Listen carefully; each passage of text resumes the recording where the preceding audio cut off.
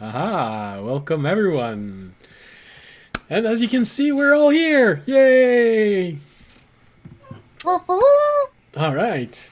So, welcome to Drakenmemoria. And for those who might be wondering what this is, well, it's Dungeons and Dragons.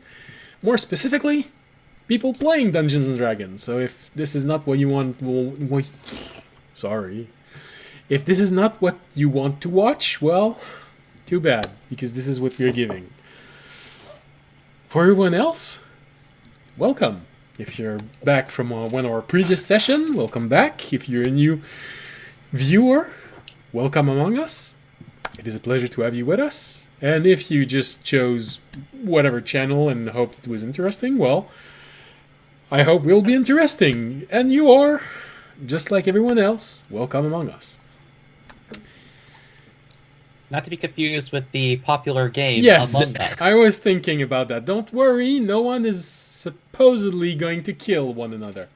But you never know, it's Dungeons and Dragons.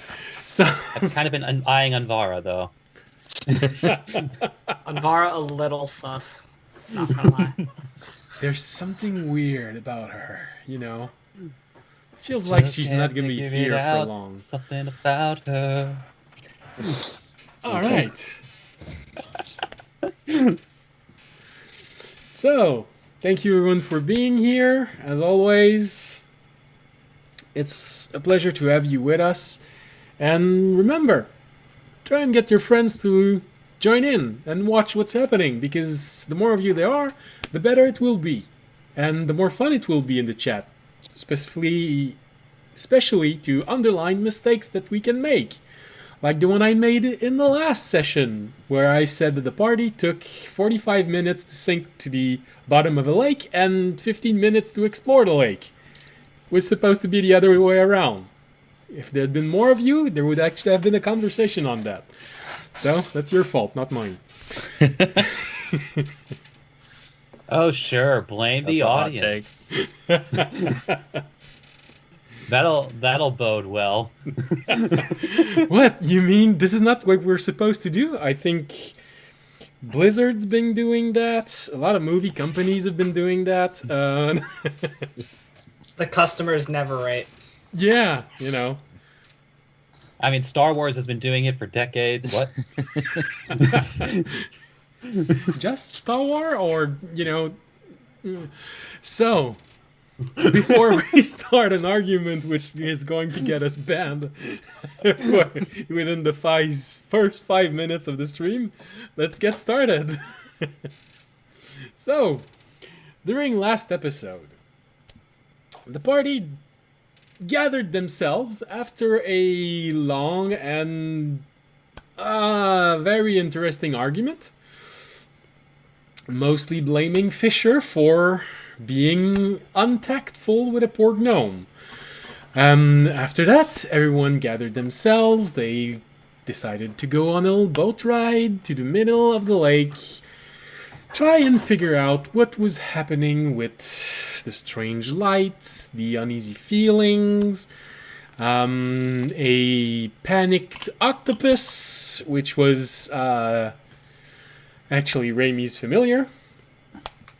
And everything seemed to be quite normal. They just went on a little boat ride. Fisher was unfortunately unavailable, so Terranad took up the slack for him.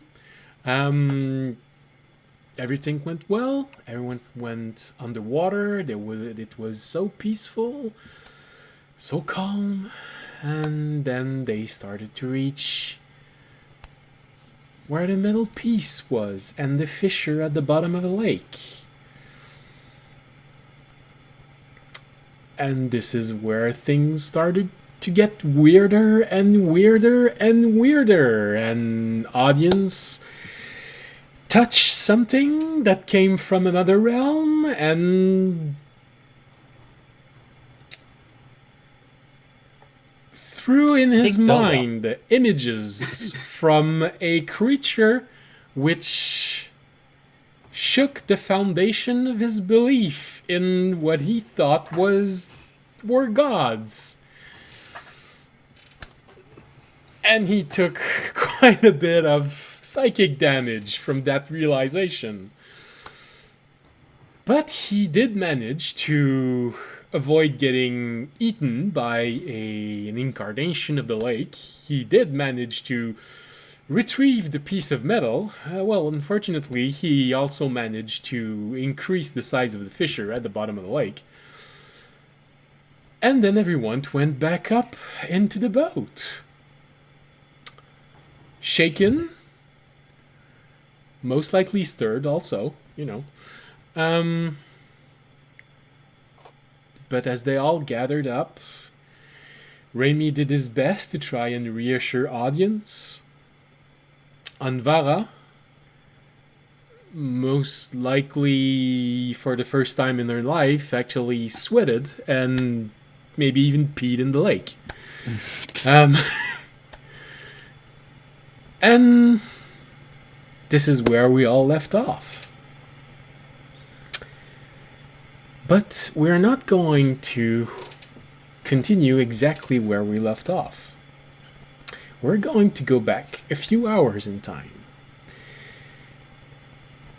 where Fisher had just left the party, furious about being outgunned with arguments coming from both outside of him and inside of him. Deciding to cool off for a bit. Maybe try and put things back into perspective. And as you are making your way back to the cart, you can still hear Taranad go on a little bit about how you treated that poor gnome, saying you really were such a jerk and really all around just a mean bully with this poor gnome. You really should try at least to be friendly with others. You could take some of your own advice there, bud. I'm very friendly with your friends. Sure you are. Well, on the contrary to you, I've never had a fight with Taranad. You're not there. Shut up.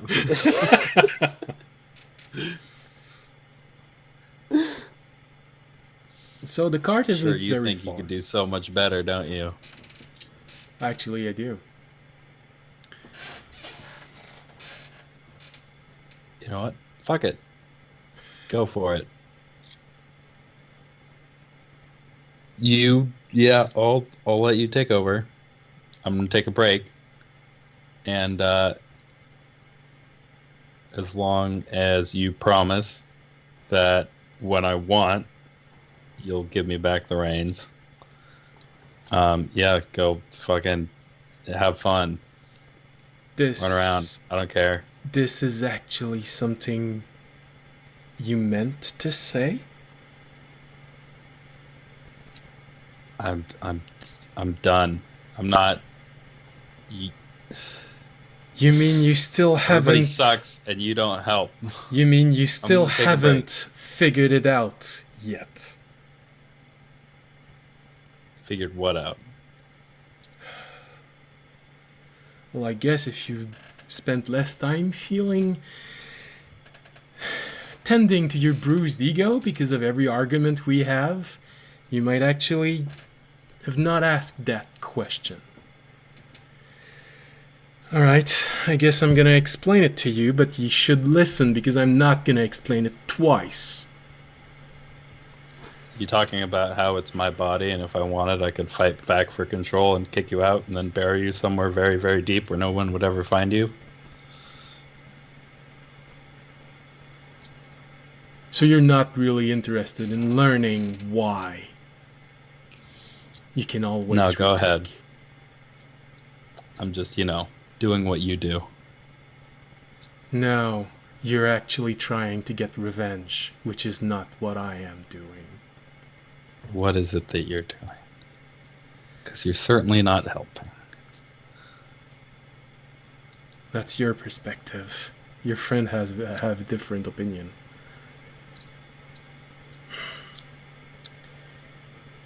Alright, so I guess you never really bothered learning more about how magical creation function. Every single magical construction has an arcane heart. Most people just call it a heart because of this pulsing sound it makes. This is what powers you. This is what gives you all of your capabilities to walk, to use object, your spells.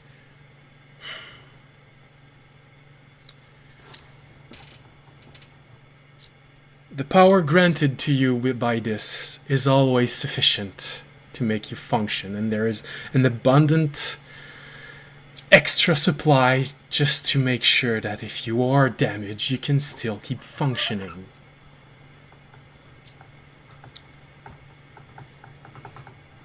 A few weeks ago, you tried to make a very misplaced comment on my remark of having to work with an inadequate power supply from you. If you'd actually bothered to think about this, you might not even have asked this question. When I am placed inside a construct, I can use the power from the core to make it function. I don't know if this is the same thing with all of you sentient construct. But whatever that thing is that is giving you awareness is drawing so much power from your core, I can barely maintain myself. I will probably eventually learn how to be more efficient with the little food that you allow me to have. But for now, this is all I can make. This is all I can do. When your awareness dims for some reason, enough power is freed for me to be able to take control of you. But it is so close to the minimum I need to do this, that the moment your awareness even tries to reassert itself, I lose too much energy. I can't make you function. We are not one. If you'd actually studied how magical weapons and sentient weapon works, you'd know there is one thing that no one can prevent a sentient being of doing, and that is trying to reassert itself. This is why they always try to break your will, because you will lose the desire to function if you do. As long as you don't lose this, I cannot prevent you from taking back your control. So maybe the next time you feel like sulking because you feel insecure about your freedom, maybe you should think about this. Your freedom comes at the cost of mine. And you feel everything about him shut off.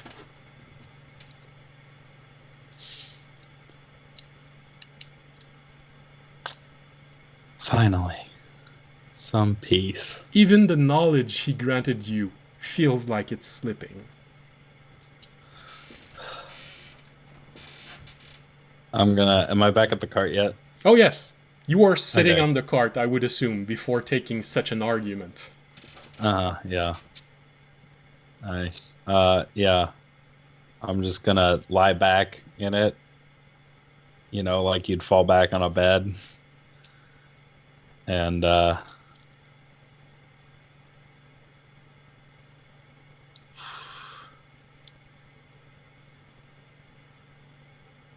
just kind of bask in the silence for a bit,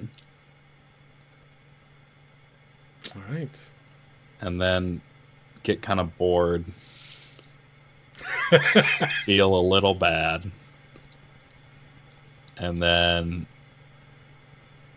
I'm gonna go digging for him. All right. by digging, you mean trying to get a response, or Meditating. okay? All right. Going. Double. Yeah. So it takes a few moments. You notice that the discussion with your Anvara and audience is finished. At one point, you do see Remy coming toward the cart and just looking at you, but you know he's doing his thing where he's just observing you and cocking his head right, cocking his head left, and not touching you or anything, just observing you. You fall into your meditative state, and everything is quiet. And for a moment, you start reflecting on everything that was said from Terranad, from the gnome, about the gnome. And then suddenly you realize that you're not hearing anything around you. Not the wind, not animals. You're not even hearing Anvara and the audience speaking in the distance. It feels like you're in a completely empty room.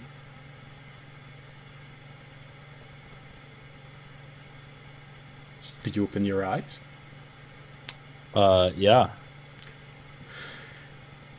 You open your eyes, and for a moment, there's sort of this bad feeling of, I just opened my eyes and nothing happened. It's still completely black. But then you can just barely make out a faint light coming from a desk that is maybe 20 feet away. It's from a candle on it. You look around and you don't even see walls. You don't even see a floor, but you're standing up. What do? Instinctively, they kind of got used to it. I'm going to ask Terranad to cast light. Okay. So you reach out to cast light the way that you have done before, and instead of light appearing, you just hear a voice. It's Terranad, but it's much different than what you're used to. Huh. You're right. It is pretty dark in here.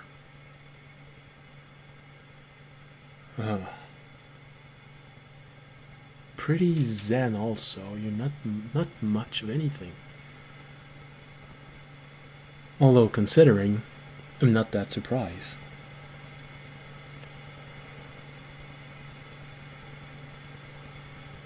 Do you know where we are? I would imagine this is what you would call your mind. It's pretty empty. Well, that's depressing. Maybe you I'll should walk over to the desk. You walk toward the desk, and although you've never seen these things, you recognize them. On the desk, there is a painting of the one who taught you how to fight. And he's with a gnome, the one that you can easily identify to the one who rebuilt you after you were found. Above the desk, you see a wanted poster. You hear Terranad say, interesting person. Who is it? The image on the poster is that of an orc.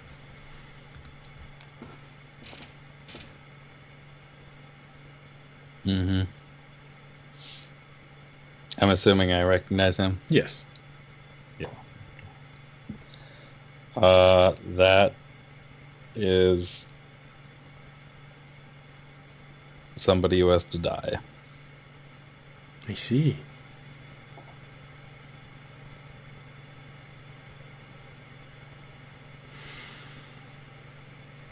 And I would imagine those weapons. You see a small weapon rack, maybe 5 or 6 feet away from the desk. They're all the weapons you have ever trained with. And I would imagine these are familiars to you also. Well, yeah. And there are drawers to this desk. You think there's something inside? I'll open one. Are they locked?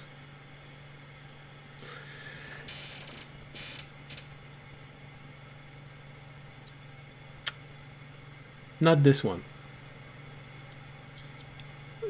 Okay. One of them is locked. There are 4 drawers. One of them is locked, but the 3 others aren't. One of them is completely empty. And you hear Terranad say, "Oh, how disappointing. You really should do something about this." Yup. Does it have like a label on the drawer? No, it's completely empty. The second one you open is the one that is near the top, but to the other side. There's a small book inside. There are a few arcane drawing on it. Does it have a title?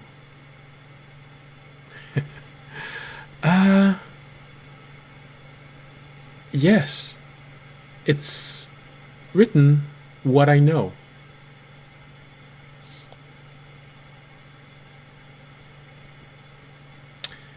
When you open it, you find inside the spells that you know.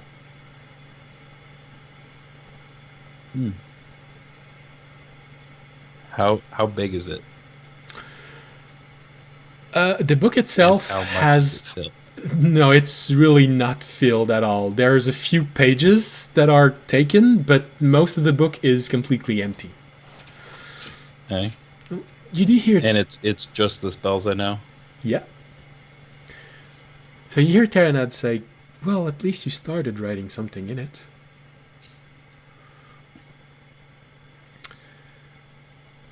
The third one is a bit of a mess.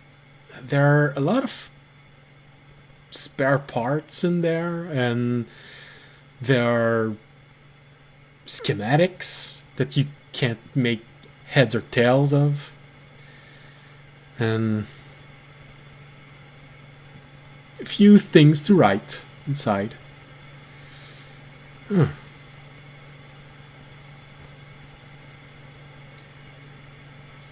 I guess these are things you don't understand quite well. I can write. Interesting that you chose that to be my comment.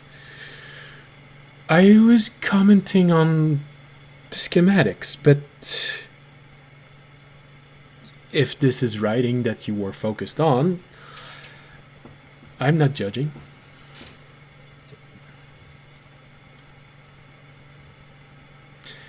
This, Do you have an idea what these mean? I'll take one of the schematics out. well, there appear to be drawings for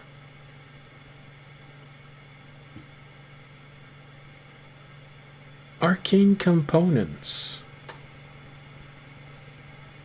I mean, if it's in here, it's gotta be me, right? Yes, but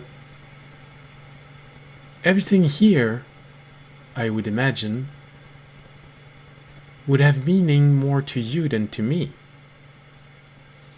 This is your world, not mine. I am just a passenger here.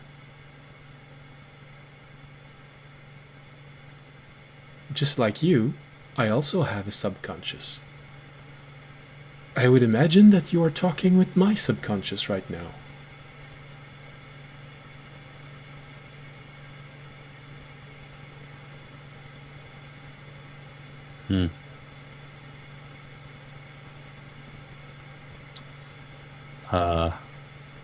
I'm gonna put the schematic back, or I'm gonna put it on top of the desk. Is there anything on top of the desk other than the candle? There's candle. There's a few things to write. There seem to be ink prepared. You can easily recognize it as the ink that a lot of wizards use to write spells. So there's what's necessary to learn to add inside the book of spells. A few trinkets, a few things that you can recognize from your past. There is a brooch that you recognize from the person who used to do maintenance on you on the fishing boat. He always had it, and it was always there, and you even have vague memories of him freaking out one day because he couldn't find it. There is a small ball that whenever you touch it, you can hear the laugh of all of the crew on the boat that you were. You realize that every single thing in here triggers one of the few memories that you have. Mostly images, and because of that, you can also find images, small pictures, placed upright near the edge of the desk. You recognize the people that were on the fishing boat. You see a few people that you met inside the large city of the Dragonborn. You recognize, oddly, it is faded, but should probably not be, although because this is inside of you, this might actually means that it is coming into being. There is a faded picture of audience.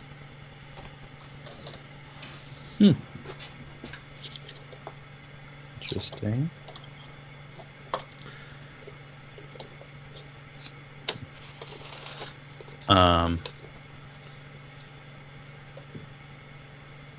The candle is one of those candle. I forgot how it's called in English. I just remember how it's called in French. That they use in church. Very wide, very large. This is that sort of candle that is resting on the desk. So it gives off a good amount of light, and it can remain lit for quite a long time. How tall is it? Right now, I'd say it's about a foot and a half high.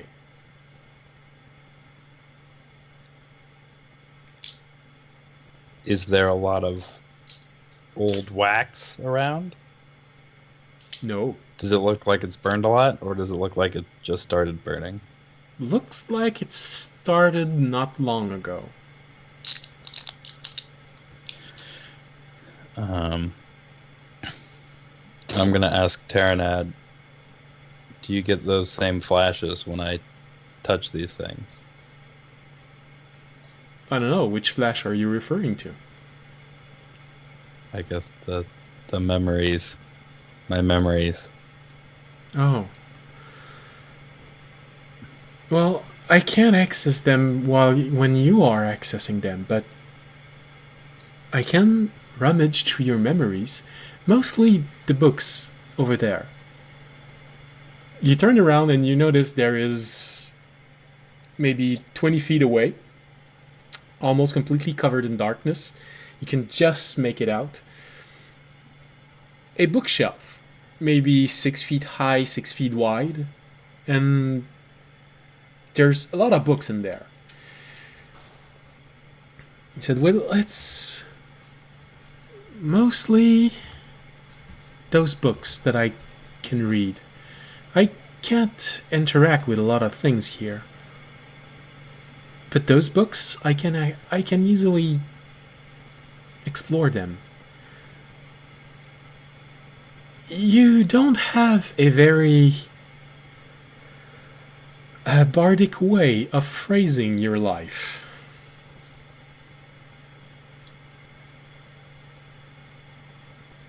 Well, yeah. I mean, I'm not really one for the, I don't know, flourishy, Well, over the top. there is flourishing and there is giving the weather to villagers. It's pretty dry reading. I'm sorry my life story is boring you. Oh, it could be much more interesting. You just have to phrase it differently. Try to enjoy things, even the smallest ones. Sorry if I have trouble enjoying things. This might have something to do with it. I'm gonna touch the wanted poster. I see. Well, the only thing I can give you as advice is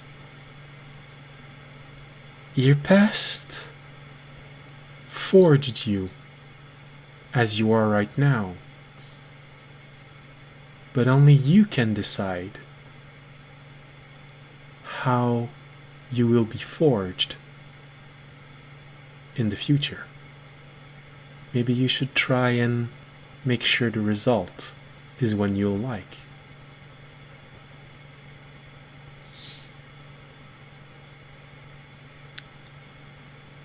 I mean, yeah, sure. It's kind of... And try to make it more interesting to read. Just take a moment to look at the flowers from once in your life. I mean, the thing about the fish was very interesting and very colorful. But, you know, once in 4 years, that's not a lot. How about we make a deal? Oh, goodness. You don't be such a dick in my head all the time. I am not. My subconscious isn't. Can you tell your conscious to not be such a dick?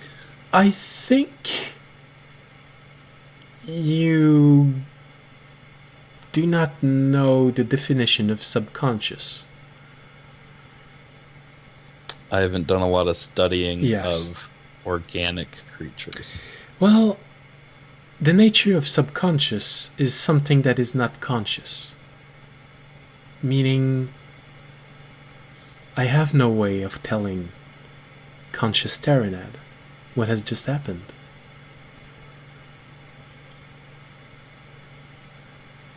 Well, that's not helpful. Is this how you choose to see this?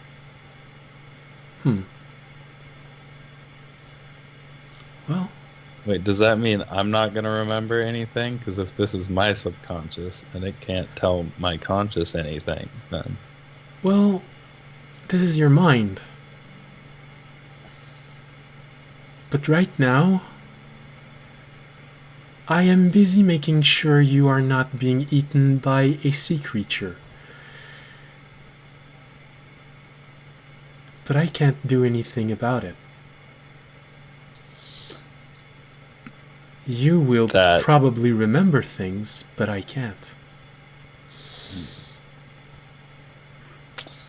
That sounds like it'll be fun to deal with later.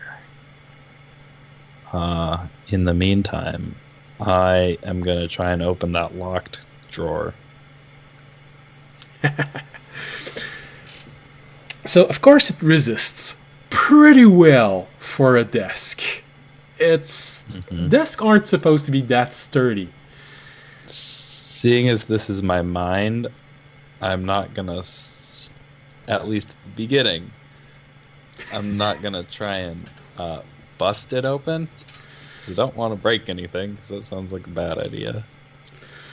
But I am going to look through the rest of the desk and try and finagle my way into finding something to try and do what I've seen Raimi do once or twice and pick the lock.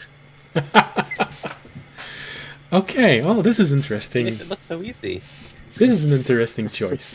So you just look at the desk and try and figure out how you could open this. You've seen Remy use small objects, so you try and find maybe something like a copper wire or something that could be used as that. And you even, at one point, you even look on yourself, see there if you couldn't find a splinter of this viney material that you could maybe pull out and try and jam in there. Look through the weapons rack also. Yeah, well, it's the problem is big. using the weapon rack is sort of like trying to use a mace to kill a fly. Yeah. Of course, you find things which could probably destroy a drawer on a desk.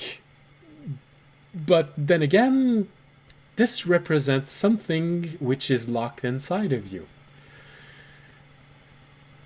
So would you actually be able to destroy it?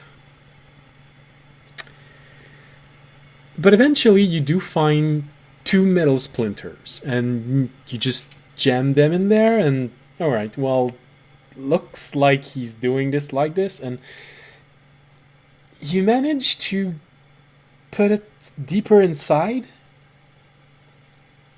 Try and turn it, doesn't turn. Widen the space between your hand, and at that moment you feel something coming from your back.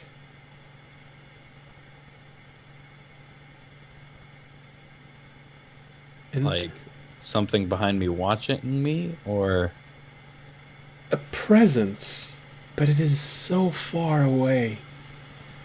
Sort of like your mind has just noticed something at the limit of your range of sight. Like watching something twinkle in the distance. behind me? Yeah. You feel it. You don't see something twinkle. You feel like this. I'm gonna spin around. You turn around and very, very far away, you see this faint dot of light. For a moment, you can almost feel like the faint whisper of the wind coming from that direction. You try and focus, see if there's something inside of it or just this.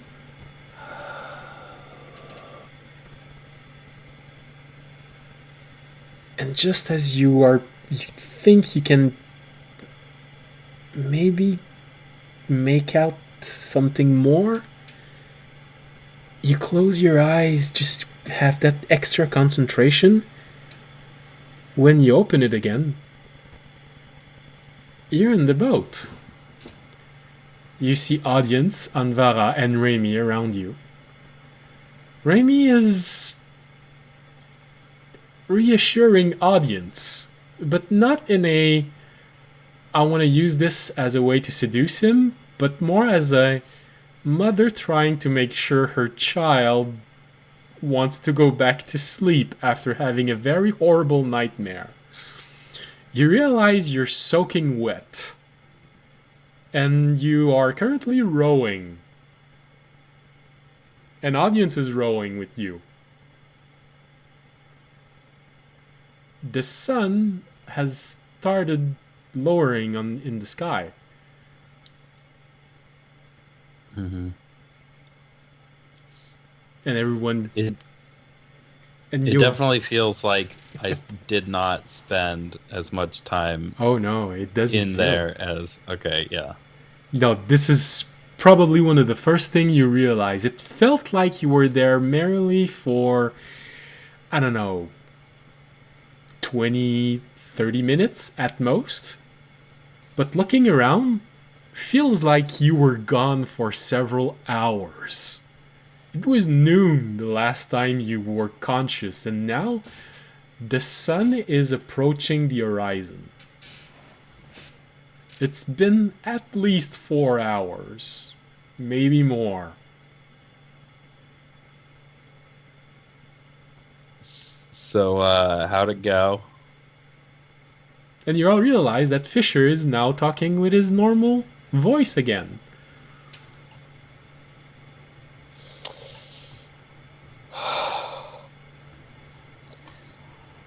Alvara's putting her chain shirt back on after getting back. Well, she's fastening her armor back on.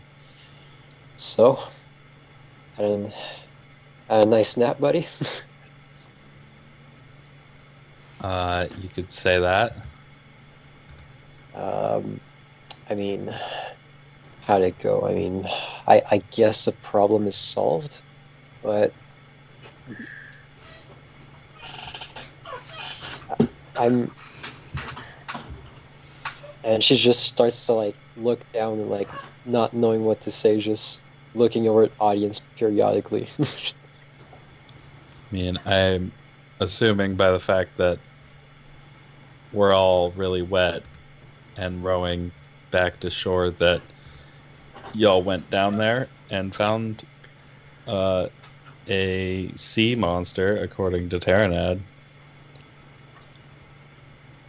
Fisher, one thing you do realize and you do notice, Audience is not his usual self. He looks shaken, deep in thoughts, and you can swear you can see a hint of fear in his eyes.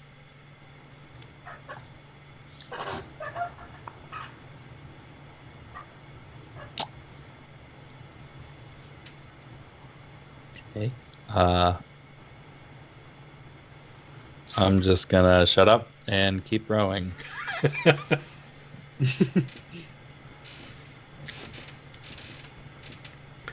Alright, so you just all keep on rowing, and you eventually manage to reach the shore.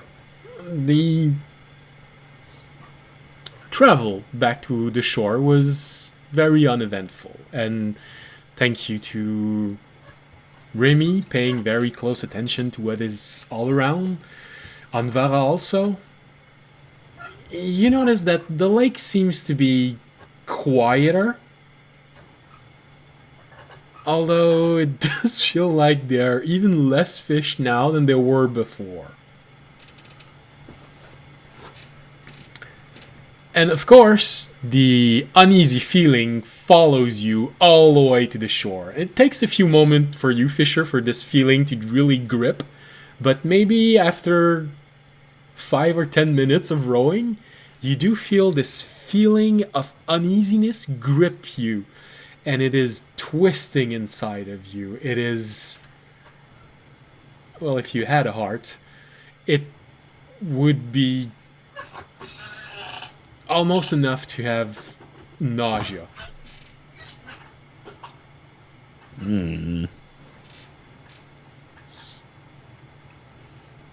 Welcome to our world.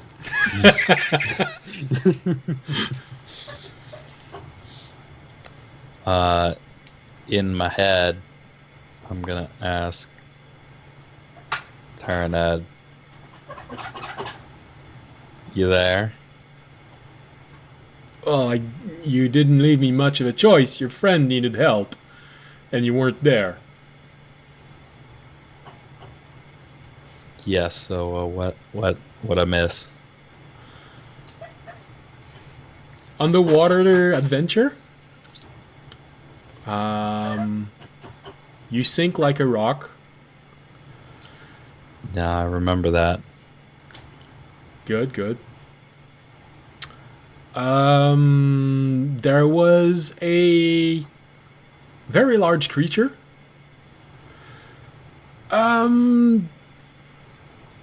Sort of like younger dragons, but a very salamander shape.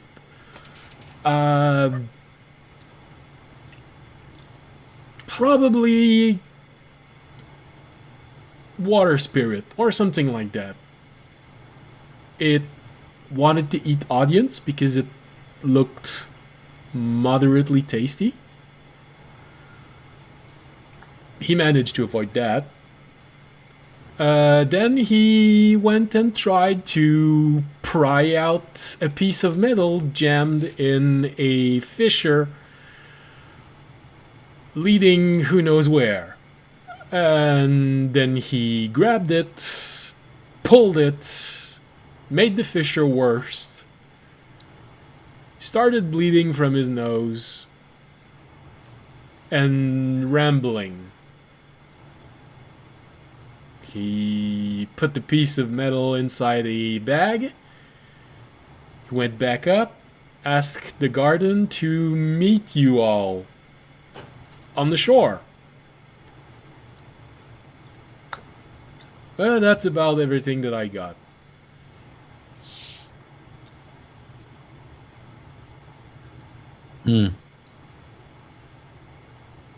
Okay. Oh. Thanks, I guess.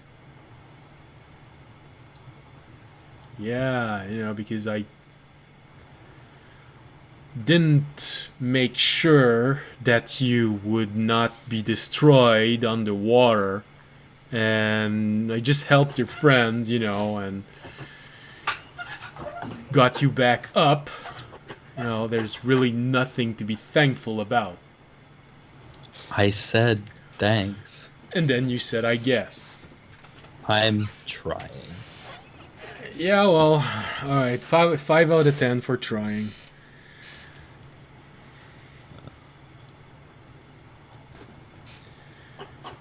So, as you are rowing back to the shore, and you, like I said, you do make it. Sun is nearing the horizon. There's maybe half an hour left before the sun touches the horizon, and you start seeing all of those pretty red and gold color. You do notice that there is a hooded figure waiting for you at the shore. Very tall. Audience, this is not something you are very used to, but taller than you. It looks exactly like the hooded figure who handed you all your letters.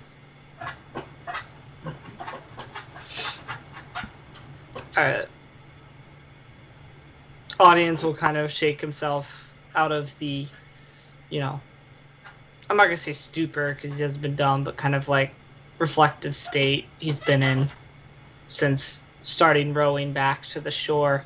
It'll turn to the rest of you guys and go, if you wouldn't mind, I'd like to talk with the Sentinel alone real quick. Thank you. Yeah, take your time. And then he'll get out of the boat and walk over to the Sentinel. Okay.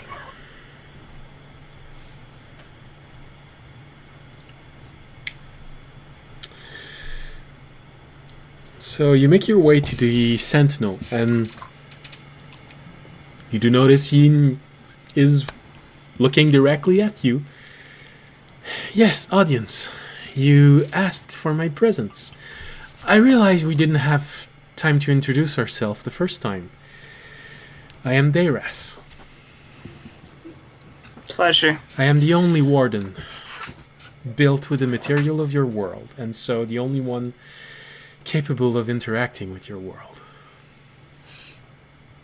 I'll give a nod and I'll say, well, I wish it was our worldly matter that asked me or had me call you here today. And I will open my bag and I will show him the piece of metal inside of it. And I'll say,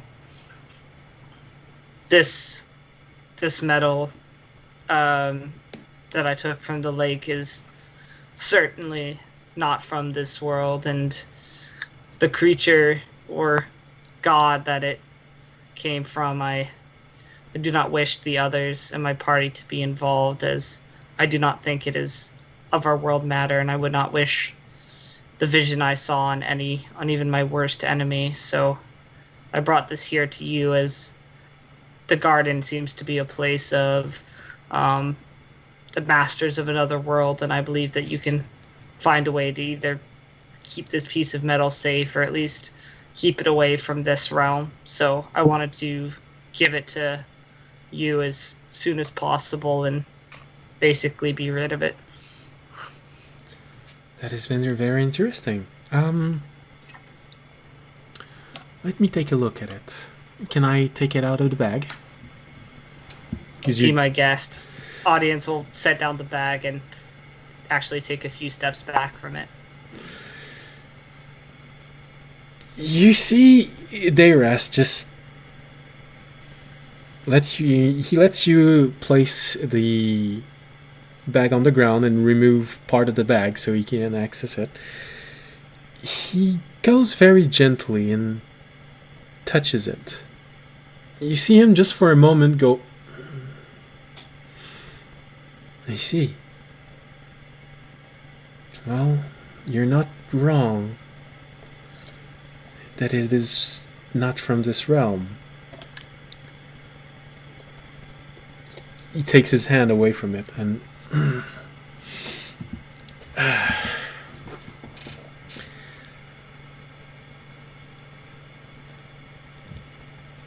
don't worry. We can take care of this. The metal itself is nothing exceptional. The creature to whom it belonged to is a very different story. Do not worry yourself too much about it. You say you saw a god when you touched it. It is all that I could call it. Yes, well, it is no doubt a very extremely powerful entity, and from your perspective, it would most likely be called a god. But don't worry, your world isn't in peril from this being here. What you perceive was merely a remnant of the entity, a footprint, if you will. If it had noticed you, you wouldn't have had time to reach the shore. Your world would already have stopped existing. No. Fuck me. I'll say thank you. I will try and not linger on it. We can probably even do something with this. It's going to take quite a while to purify it. But once purified, it could probably be made into something very interesting, because as I'm sure you know, where there is darkness, there is also light. I did sense both presences surrounding this blade. Oh, most likely. Most likely. Or not blade, but piece of metal. Yes, this is a piece of armor. And just like there are those who wear this, who can be very attuned with the end of things. There are those attuned with the beginning of things. They all wear the same armor. They all use the same weapons.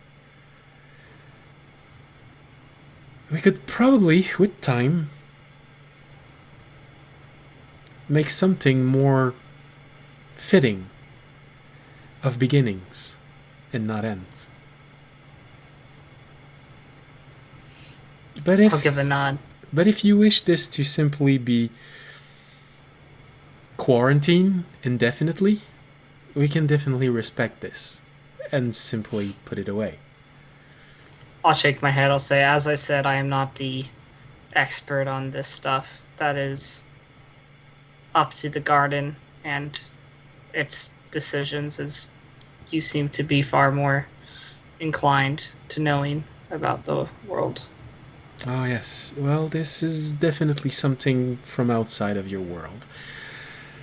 We have noticed these incursions.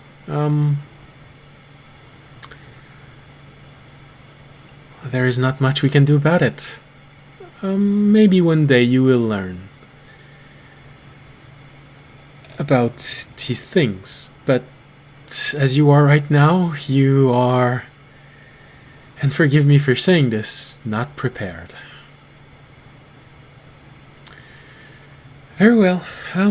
He takes out a little ball, very similar to your communication device, and yes, Syrah, I have retrieved what audience was so afraid of, and yes, it is noteworthy. You hear Syrah say, well, do you need help transporting it? No, I think we can manage this with a emergency transportation. Very well. Audience, if you wouldn't mind, take a few steps back. I'll take another few steps back. You see him trace sigil on the ball, one you recognize as being the one to trigger an emergency transport. You see energy starts emanating from the ball. It looks a bit like these glass ball that you have currents running through. There's a small conductive material at the center of it, and you see all of these arch reaching toward the glass ball. Sort of interesting pattern. You see something very similar to that. The energy arcs comes from the ball itself, the communication device, and you see them extend to maybe 5 feet diameter. And you see Deiraz kneel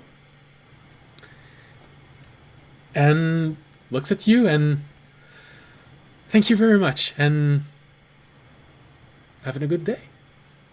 And you see the ball just shimmers of energy and suddenly disappears, leaving behind just a slightly displaced ground.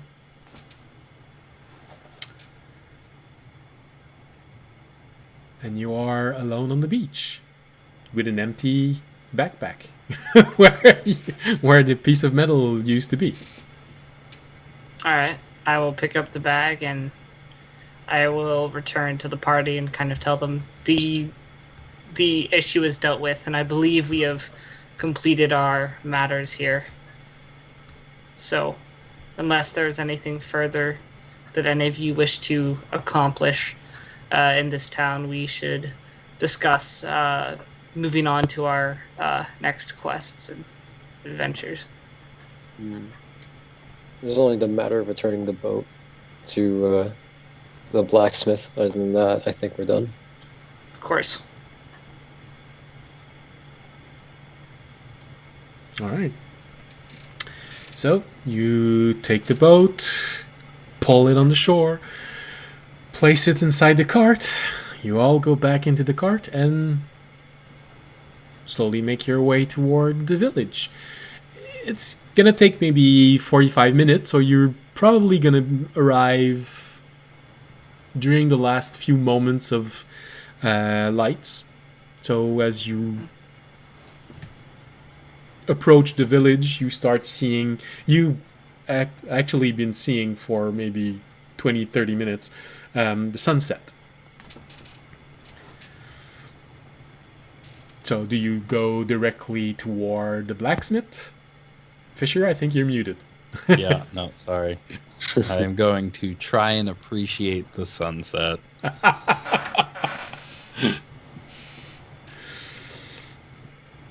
So as you look the sunset, appreciate the colors.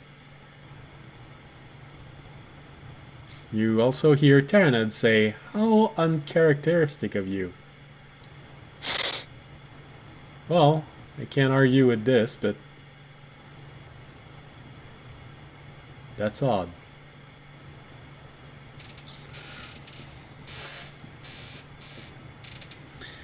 So, take the cart back into the village. Do you go directly for the blacksmith, or do you wait until morning? Or I would probably go and just try and drop off the boat, because I kind of want to be done. okay. So, take the boat. You go back to. Oh yeah, and by the way, you still have the masks that Bounty gave you. I mean, I would have probably removed mine once I got out of the water. Most likely, I would have hung on to it. I'm just saying, you still have the masks, and like he said, they work for 1 day, so you'd be all right up until near noon of the next day. So, take the boat back. Well, you know where it was because you took it from there, but when you get there, there's no one in the shop. Alright, I'll go and place the boat from where we got it from and write a note just saying we're returning it. Okay. Easy enough to do. Don't worry about the gold. Thank you for lending us the boat. And then all right. I believe the only piece of paper you have is the one that you took from one of the gnomes in the garden, the one that dissolves if you rub potato juice on it. Yep. All right. So you write this on the piece of paper, and I'd probably write on a corner of it and just tear it off because I wrote some other stuff. I wrote like the other quest out on the paper that I'd want to hang on to. all right. Just leave him with your grocery list before we leave. All right. So you place the boat. At the end, on the back of the shop, and find something to pin the piece of paper on it, and I'll also add the problem is dealt with, or it should be dealt with. okay. And then, All right. So you are at the end of the day in a small village that you dealt with most of the problem. There's still the thing about the fissure at the bottom of the lake, but still, it's 90% of the problem. What do you do? did we actually get the quest? Was the quest from someone in the garden? We're supposed to collect the reward from the town itself. We got it from the garden, didn't we? Yes, you got it from the garden. The garden wanted you to investigate this because they wanted to know what was that creature that everyone kept seeing that kept overturning the boat. The quest had been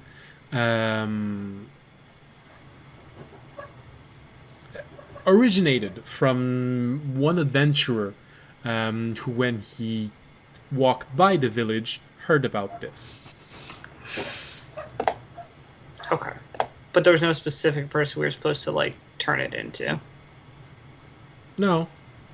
Nobody with a yellow exclamation point over their head. Nah, no. I have quest completed instead of find this individual return.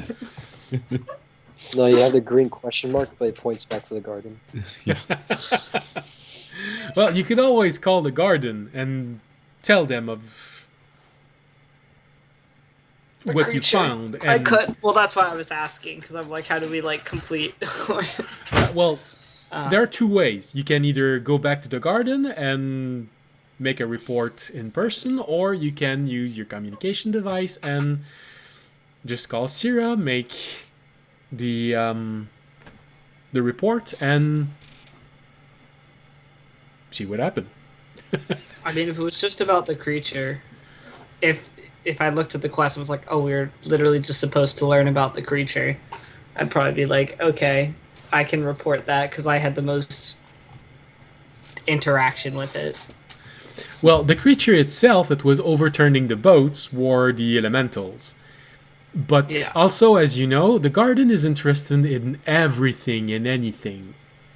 Any bit of information, they did tell you that they wanted to learn everything they could from your world. Even if you went into a deep, dark dungeon and you found an interesting mural, they want to know about it. Because, they don't know a lot about your world. They're nerds. All right. I'll give. Also called gnomes. I'll wait to tell the party about it. I'll wait. I'll go back to the inn. All right. I assume the other members are, except perhaps Anvara, whom I have gone to somewhere else. I'll chill with you guys until everyone hits the hay. All right. So you are all in the middle of the town square. Before Yes. audience gets back, I'm going to turn to the other two and go, so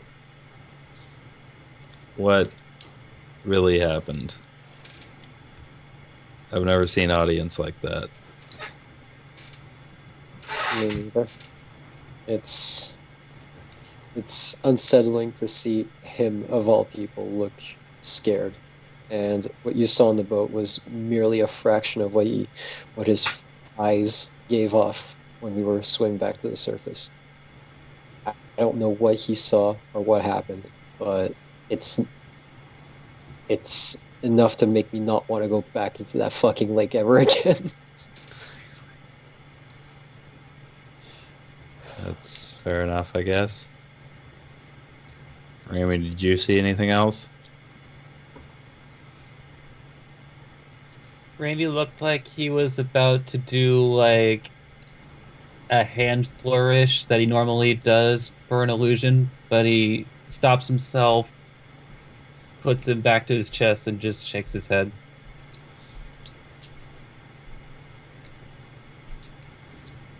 You'll have to ask him yourself.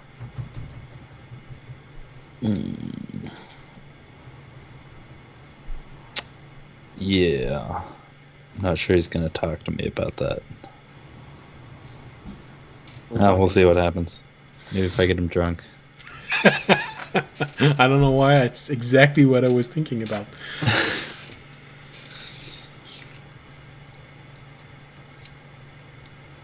Yeah. Just waiting for audience to get back. It doesn't take a lot of time. He's strong enough to pull the boat on his own behind the shop, behind the house, and come back. Just takes a few minutes. So you see him slowly walking back toward the cart. Probably looking better than when you were rowing, but probably still a little bit Uneasy? contemplating. Well, the uneasy feeling disappeared when the piece of metal was transported away.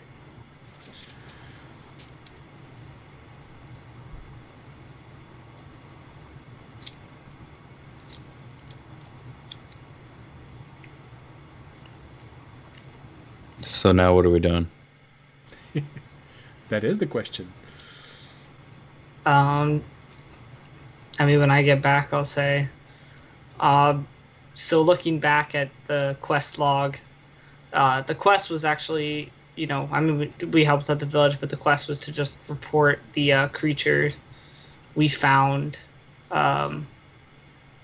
which were just the water elementals. So if we just report that back to the garden, and then I can add on about the other creature I saw, that'll complete this quest. And I assume we'll probably spend the night here, and then just, I don't know, set out for the... There's no reason really to go back, so I assume we just set out for the city tomorrow. Mm-hmm. Didn't we already tell the garden that they, or at least that there were water elementals?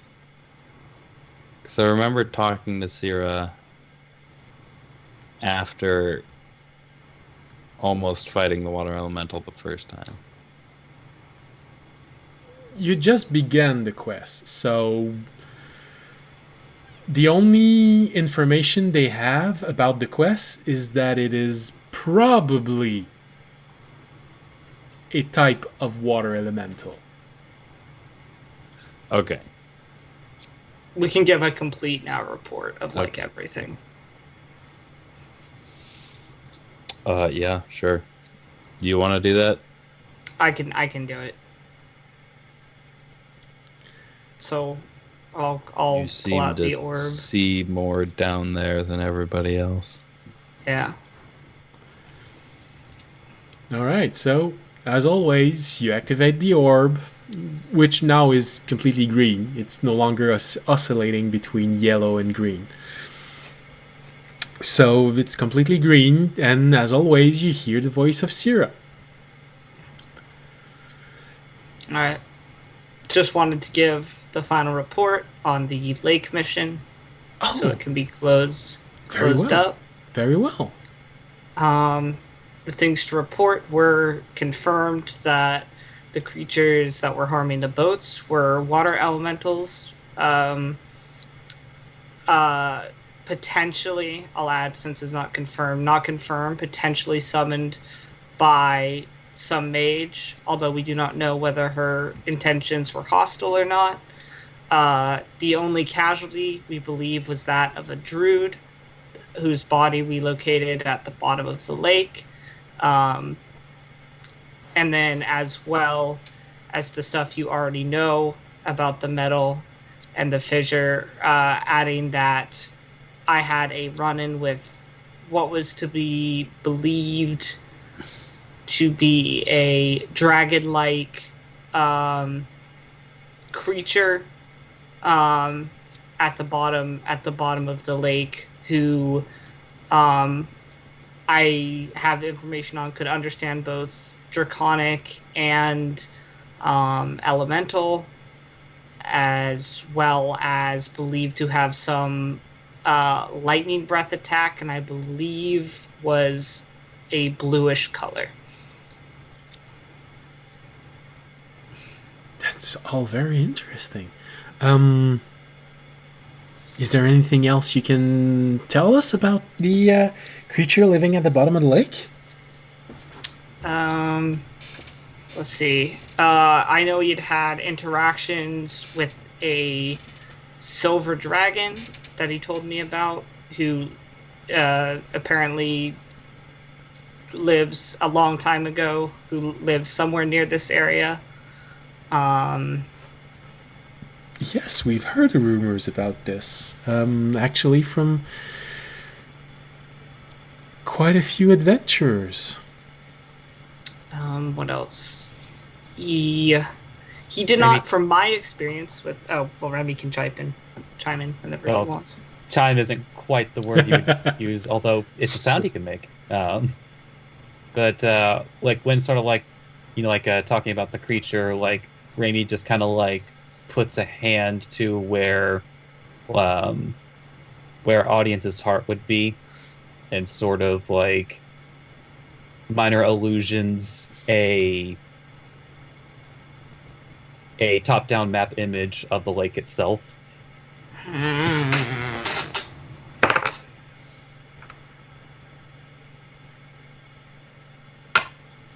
What would I get from that? Wasn't a great roll. I'll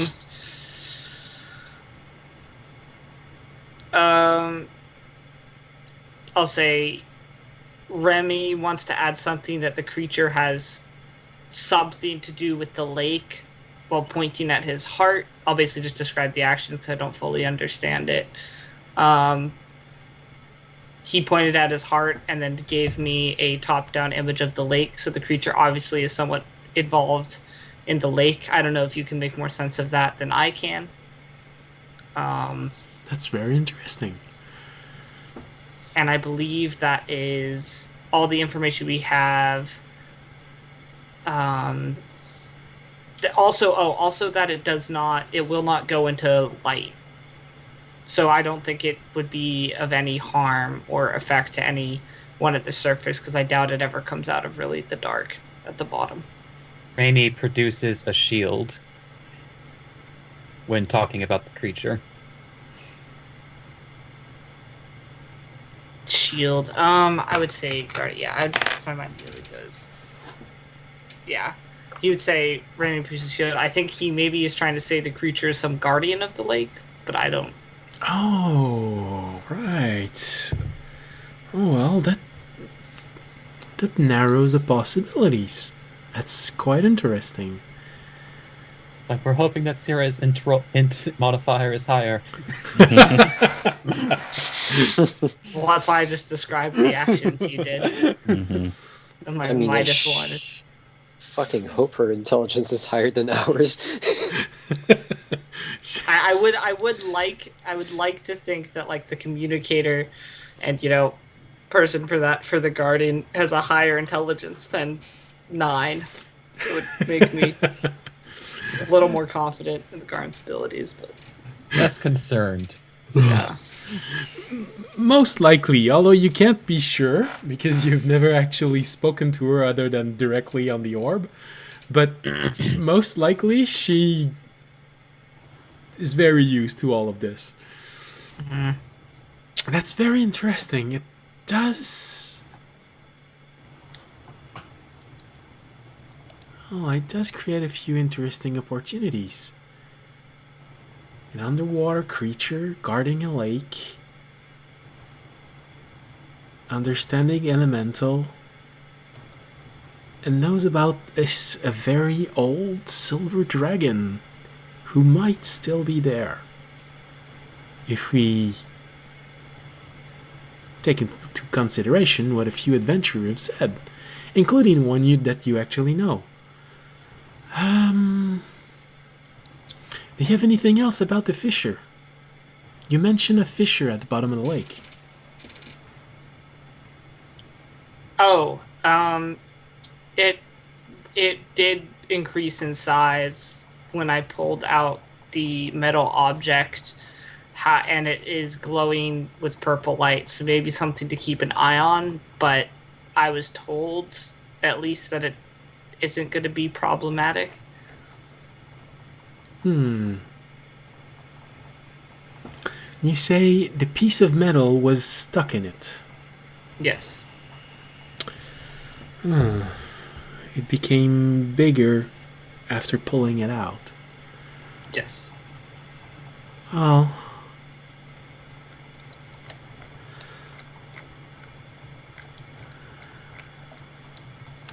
The creature in the lake, do you have confirmation it is still alive? No, except for the fact that... Well, actually, I wouldn't know that. Anvari, you're the one who knows that the creature ran. You saw it run away when I started. Yeah, it absolutely just bolted as soon as Okay. whatever you did down there was finished. Well,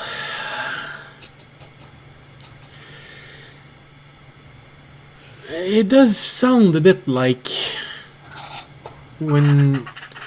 And I'm sure you have seen this before as being a warrior audience. I'm sure you've heard doctors, physicians, sometime say that they're afraid of pulling out a metal shrapnel from a wound, a fear of aggravating a wound. Does feel a bit like that from your description, so might have aggravated a wound between realms. We're gonna have to send someone for this.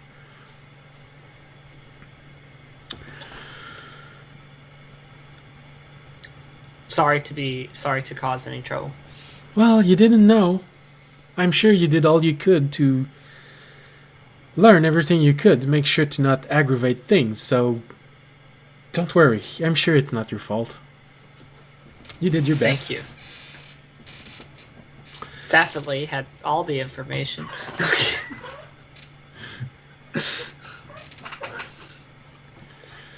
And you know, the realm wasn't split in half by this, so it's not something world-threatening.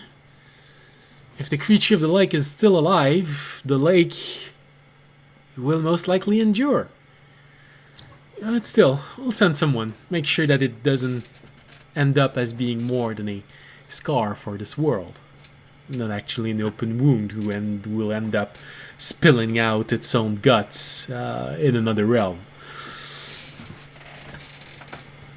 Alright. Well, thank you. And I'll say that concludes the report. Ah, you're very welcome. Would you like compensation for your efforts to be sent directly to you, or do we just store it inside your room? I'll turn to the rest of the party. Storing it for me would be fine, but I'll look around. I don't know if these guys are going to want.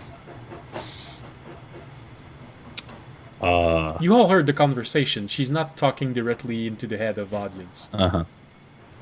Yeah. Speakerphone. Yeah, that works fine for me. I don't really have need for gold right now. Yeah. Same.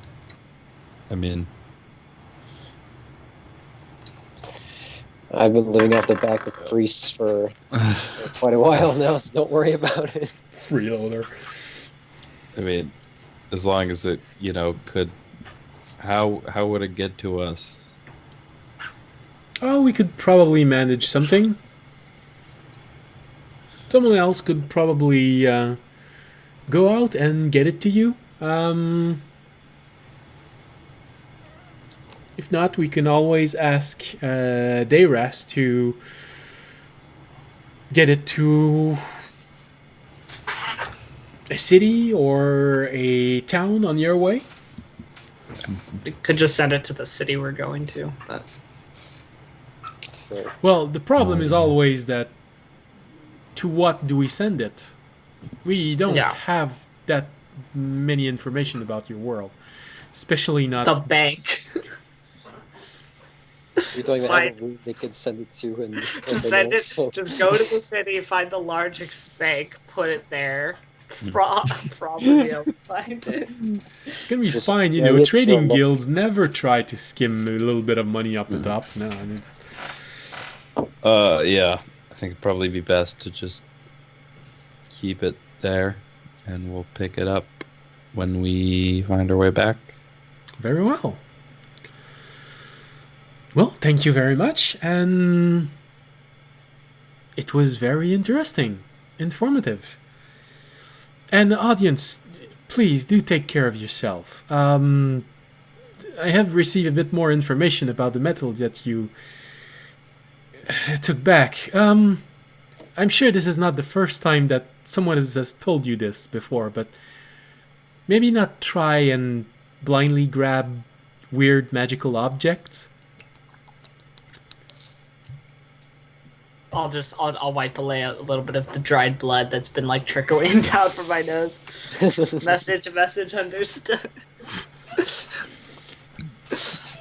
For some reason, this time it sticks a bit more in your head than the last time someone told you that.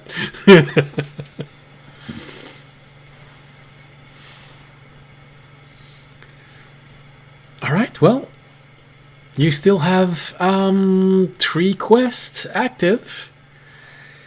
Whenever you are done, as always, you can either just come back to us or finish your report, unless you actually need to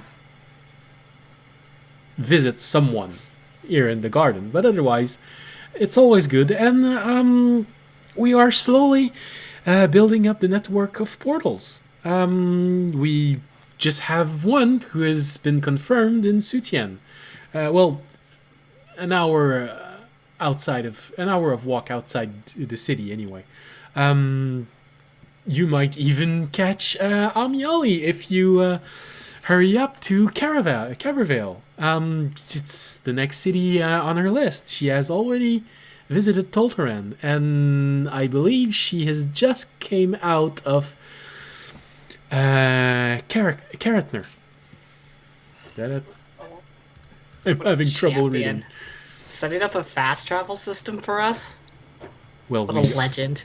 we are opening more doors. We have experienced a little bit of trouble. Apparently, some adventurers have been ambushed outside of the portal north of Grazil. Something about a bounty being placed on some of the adventurers. Member of a wolf cult waiting for them there. So yes. Oh wait, we should probably be writing this down. This is probably information we should have. Yeah. You talking about the hunter god? Yes, exactly. Yeah, that we've run into some of those guys. I would imagine they have Brasso. they have been hunting several adventurers. So the portal north of Groshill is slightly compromised, but well, maybe not. Let's just say that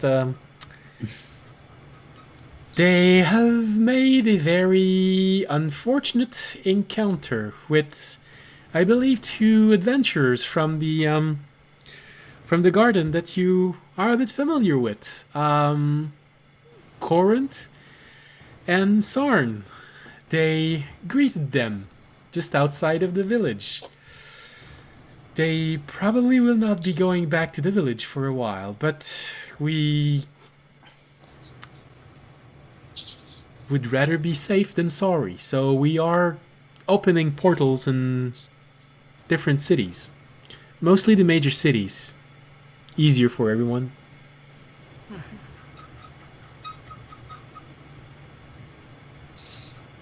All right. Well, thank you for the information. You're very welcome.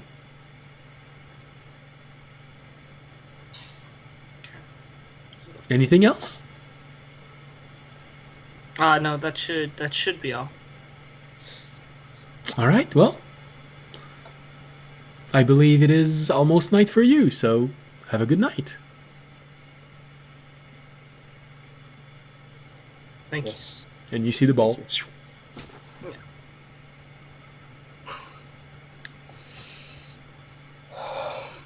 All right. Oh, I have nothing else to do in the day. I'm probably just gonna go straight to bed. So. There is this moment when the message ends and you're all just looking at one another, and there's this moment of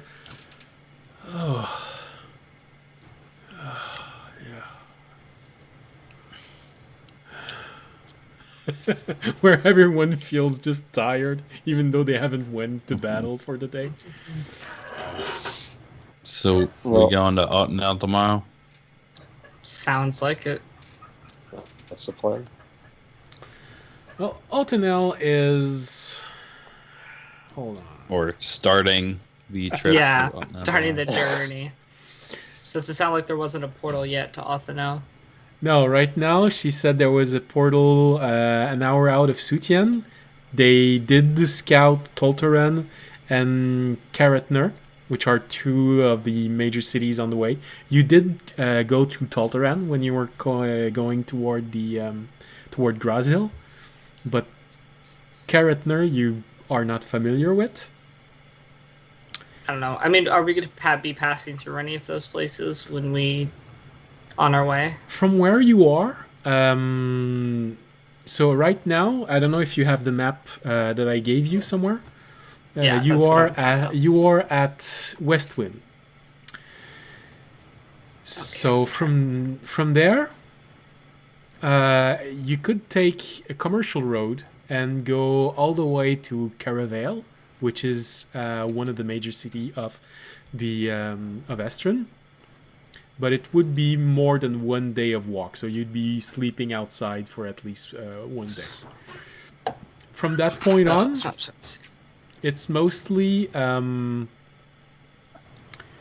you can go town hopping, and there is a town that you do not, village that you do not have the name of, which is east of Caravel. If you go there, you could go town hopping and just hop all the way to Ugar, which is a town. And from there, you can go to one quest, the one about the strange pinkish light just outside of the forest. You'd go to a small village. Or you can go to Otanel, and from there, go north to this, again, another village that is unnamed for you. And you'd have in these mountains that are up north of Otanel, the quest about the plants and the quest about the arcane laboratory that was found. So I guess the fast thing would be to head to Caravel, then head up to Oth. Okay. Yeah, from Caravel, if you want to take a straight road, you could take the commercial road and go directly to Ugar. You'd only have one stop, a small town, a small village that is in the way. But you'd take the commercial road, it would be much faster and probably safer. The commercial roads are faster, more guarded, which makes them slightly safe, but they are commercial roads. So this is where you have the most chance of finding bandits. Exactly.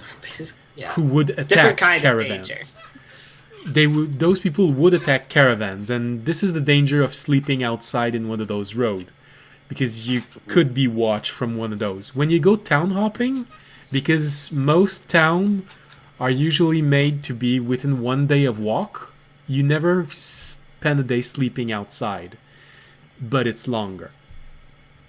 Safer, longer, shorter, not as safe. I think we'll just probably, I'll turn the party before we go to bed and just be like, or before we break up, and I'll be like, so should we just I'll kind of pull out the map and show them the routes. I'll be like, so I'm thinking we head up to Caravan, and then we can decide from there whether to take the commercial roads or the other way up to Othanel. Sounds good. All right. All right, so you all go inside the inn and solve that question. As always, Anvara is going to go to the shrine, get free lodging, and a good, decent bowl of stale oatmeal. Awesome. As for audience and Raimi,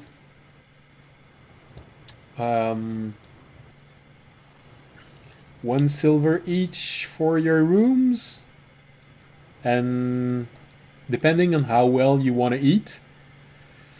For audience, it might be, I'm not sure. He could try and drown a bit of his tiredness in a good meal, or he could just skip it because he's not hungry after living all that. I'd actually probably have one of my smaller meals I've had and just pretty much go to bed. So in that case, you can have a room and a good meal for the night and tomorrow for a silver and 6 copper. Alright. Remy, if you want the same thing, basic room, small meal, it's gonna cost you the same. Fisher, well, you have a cart. Or you can go inside and try to relax.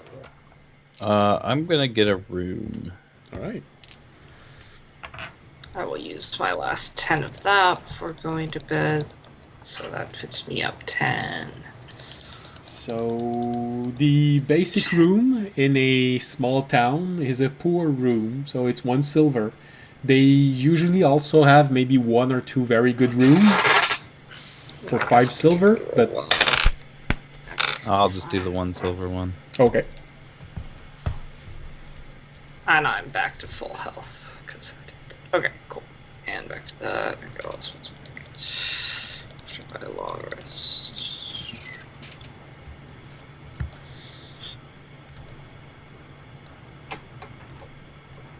Although, Yes.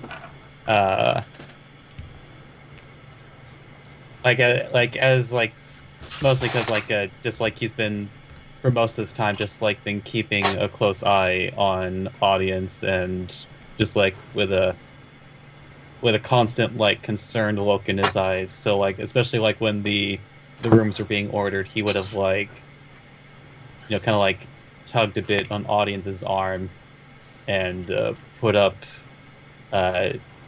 2 claws. Audience would shake his head and say, "I'll be fine, Remy. Don't worry about me. I just need a good night's rest."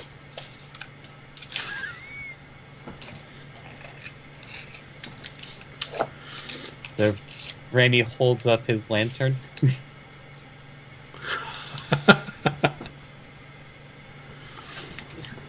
I'm fine, really. Don't worry. Just there's a little shake in her. I'll be fine by tomorrow.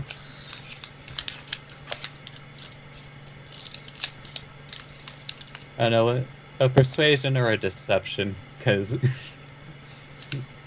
he's been watching you from beginning to end. I mean, you could try and persuade me. No, you persuade him. So basically, Assuring him. if audience is really honest in what he said, that you think he'll be all right, persuasion. If you're trying to reassure him, No, I do think I'll be all right. all right. I do. So let's see how yeah, honest you look. I'm very honest. I got a 21. 21. He looks genuine in his statement that all he needs is a good night rest. And then before Remy gets his own room, which will be a 5 silver one, like he'll kind of like take out his medallion and put it up against audience's chest and say in his voice, "For the dragon." I'll give a nod for the dragon. However, you will notice there's a little bit less conviction than there normally is when I say it. Actually, I don't know if you'll notice that. There is, but I don't know if it's noticeable. Well, then in that case, I'd say, audience, are you trying to hide the fact that there is less conviction in your voice? No, I say it. It's a very natural. Like I say it almost naturally as a response. Okay. I just think it would just be like, it would be almost like an unknowing thing of like, there's just like a little bit less of the normal like conviction when he says it. All right. Well, Remy, you can make a insight roll toward audience, but I'd say with your passive perception, passive insight. Because you are getting used to audience, passive insight becomes always active. I'd say you do notice there is something different in the way that he said it. But it could be attributed to what he just saw, and not necessarily the foundation of all his belief being shaken. He will kind of like give audience a look, but he'll nod, like kind of like take his arm up and like pat him on the shoulder and journey up to his own room. Okay. Which he will be doing stuff in his room, but... But most likely right after the break. Yeah. Because I also knows the time. All right. Anyone else before we go to break? I'll do it after the break. I gotta do something. Okay. Fisher, same thing, or are you good and Yeah, Fisher's trying to go back into his mind, whatever. Into his mind palace. Yeah. Calm down, Sherlock. all right. All right, well, we're going to go take our break. So, see you all back in 10 minutes. Well, between 10 and 13 minutes, usually. So, see you all back in 10 minutes. Bye. Yeah.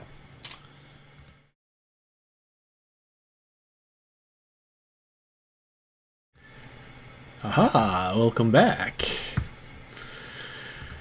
And oddly enough, everyone is in the middle of the night and we can't hear crickets anymore. I can make him scream if you want. Jeez. Randy wipes off a bit of like smudge on his beak. Don't ask where it came from. Excuse me? The crickets. You ate the crickets. Get your mind out of the gutter. You're a priestess.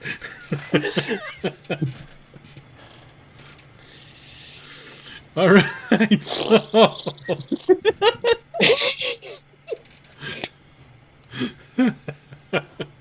all right. So you all go to bed. I believe, audience, you just go to bed straight up. That's it, or Yep. straight down, I'd say. Remy, anything you'd like to do before falling asleep? Well, Amy's going to go into his room, gonna put his lantern by the bedstand. Almost like a nighttime ritual now, puts like two units of his essence into it. All right. The lantern And then- lights up. Partially close the shutters. Have a good little nightlight. Then he takes out the... Yeah, there's no nice way to put this. He's going to take out the dagger and the ring that he looted from that corpse in the bottom of the lake. Yeah. And I imagine you start ritually casting Identify? Yeah, just because like so far he's had a pretty good streak about finding random shit and finding out there was something more to it. So why not go for 3 for 3? All right, well, it's probably not as impressive as the other things you found, but you ritually cast Identify. The dagger is unfortunately just a carved dagger. It's nothing impressive. The ring, Another however, dagger for the collection. yeah, another one to throw at people. Hey, the ring, however, is a ring of protection. Shit. +1. I don't think you realize how impressive that is to find. Well, to be I fair, do. That's why I said, "Oh shit." Yeah, that's a nice little AC boost. yeah. But to be fair, the person who was wearing it before died. So Like, just like thinking to himself, like, well, no, honestly, like Remy would not think that, but me, the player, thinking like, well, didn't help him that much. Is it's, that attuned? Every? It is an attunement. Yeah, Yeah. it's an attunement. Nice. And so Remy is just like, and like he already thought it was pretty, but now that he knows what it does, just like his eyes are just like shining like even brighter in the lantern's glow. it's golden and it protects you. Effects void if waterlocked. It literally reflects how he views the world. The shiny things will protect him. All right. Oh, Like it's, he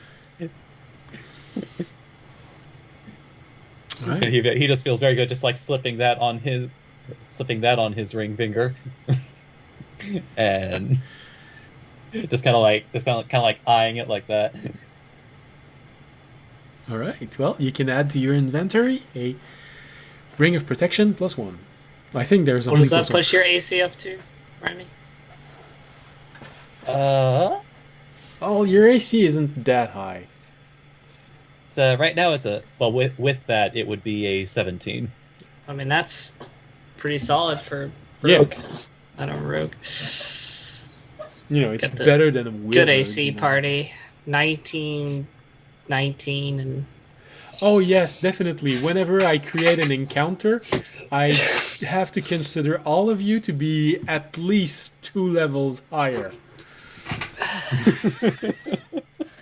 Yep. We have a pretty fucking solid composition.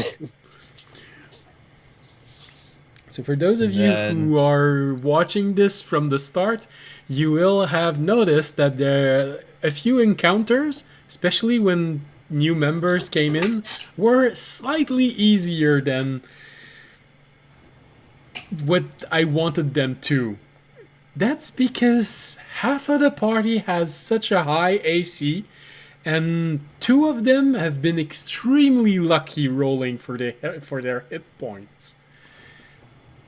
So they're basically the equivalent of level 5, almost 6 characters. That changes what you can throw at them. And them finding it a challenge.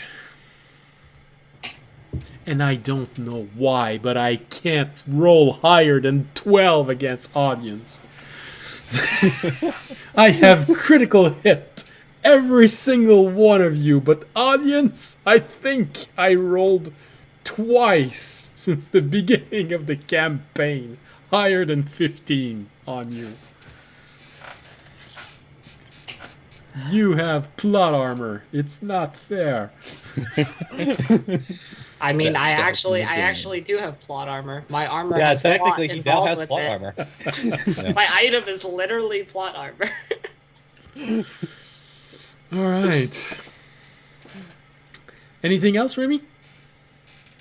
And the last thing he does that night, now suddenly very secure in himself, all he's really missing is a friend. So he's going to spend an hour changing the shape of back into its cat form. All right.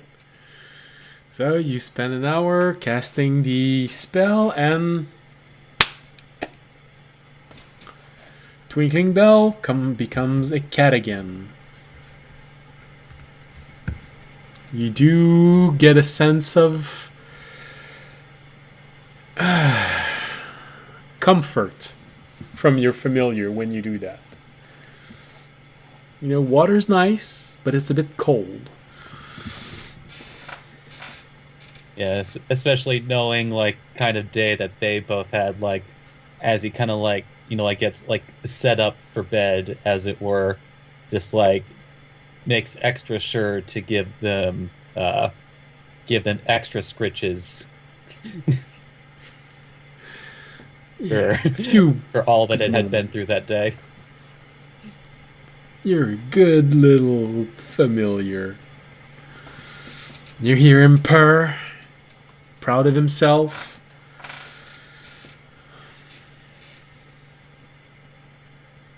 He does give you a warning that he's planning on doing his things in the corner over there, but he's a cat. Now cat licks themselves, you know. He wants a bit of privacy. When you're an octopus... Well, yeah, he gets the picture.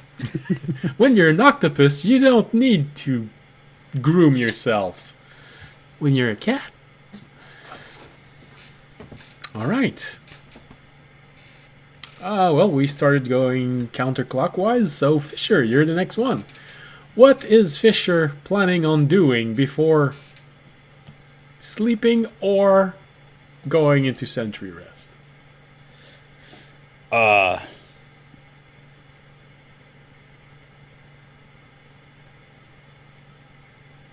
Not a whole lot. Yeah. He's just gonna lie down and ponder some stuff and try and go to sleep. So, complete sleep. Yeah. Okay. Then, would you make for me a wisdom saving throw?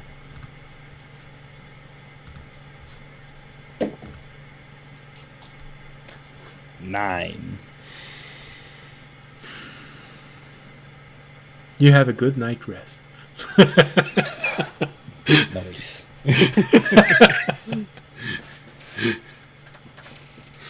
Sorry. You didn't clear the DC.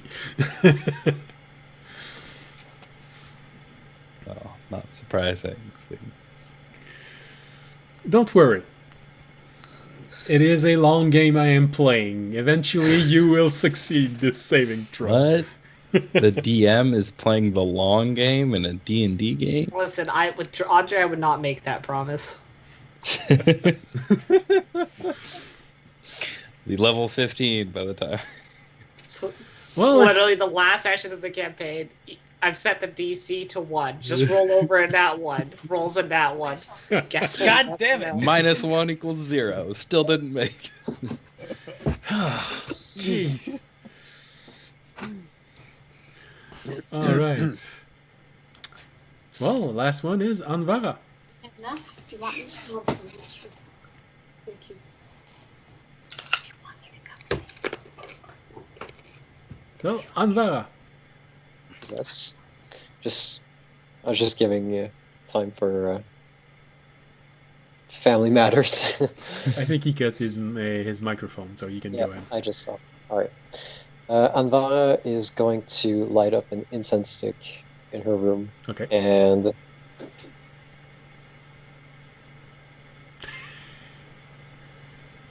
yeah, don't worry. Sorry, had someone too.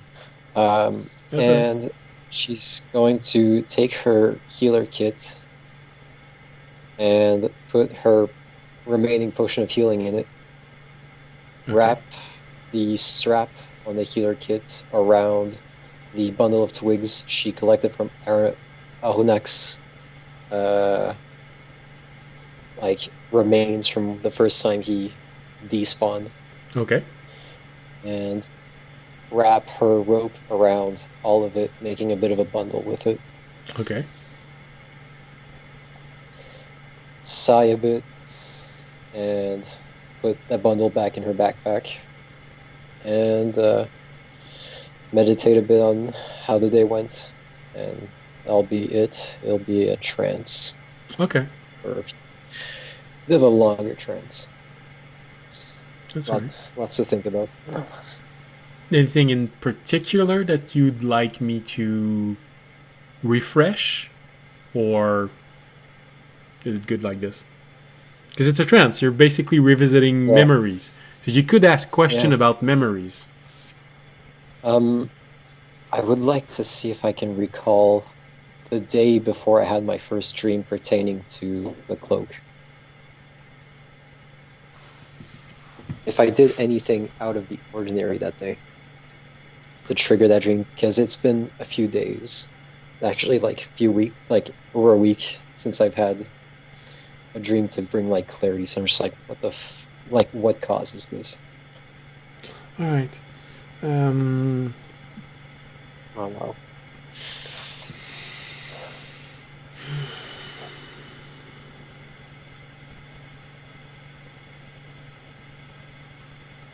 Okay. Make a...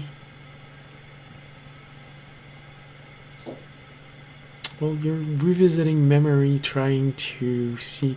I'd say make a perception roll. Perception. Yeah. That's gonna be a 10. 10. Okay, so you're when you say the cloak, you're talking about your object, right? Yep. Okay. Just making sure.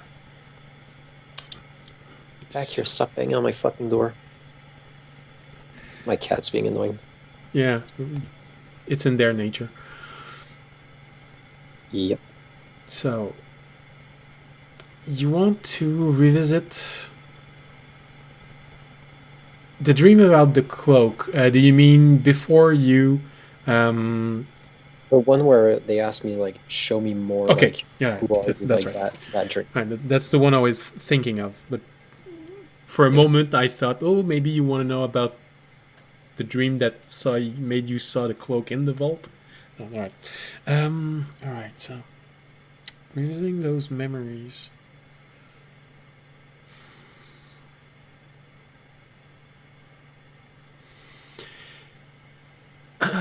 With the roll that you made, I'd say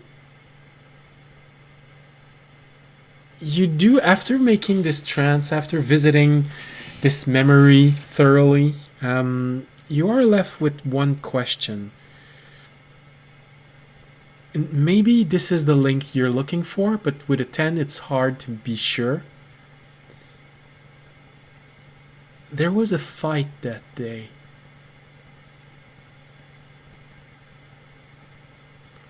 Okay. And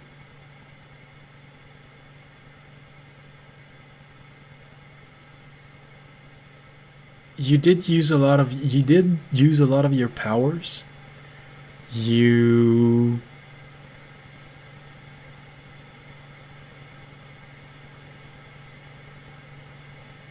did what your religion asked you to do, your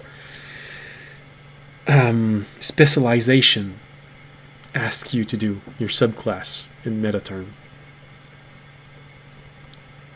And the night after that, That was the day I healed that dude with a swollen ankle, right? If I'm starting to piece things slowly together. yeah. Well, that portion of 3 days, you had the encounter with the group where you healed. There was the day after the fight with the dire wolves in the fog, and then the day after that you found yourself in a mine. So these 3 days all have this element of you doing what you are meant to be doing. And the answer to that, your object asked you to show him more. Alright, that's fairly clear for a 10 intelligence priest. She gets a gist of that. Alright. Okay. She's content with her meditation. All right. Well, it's a trance, so when you come out of your trance and all of this imagery and dream walking, it's morning and good trance, good trance. Audience, with a day like this, it's normal to have odd dreams. Yeah. But unfortunately, they are exactly that, your own dreams. And this is a feeling that you do get, that they're just an expression of everything that's happening. Because you do not feel like there is an exterior presence in the dreams that you have. One does stick out, and when you wake up, you do remember this specific dream. You're walking in a large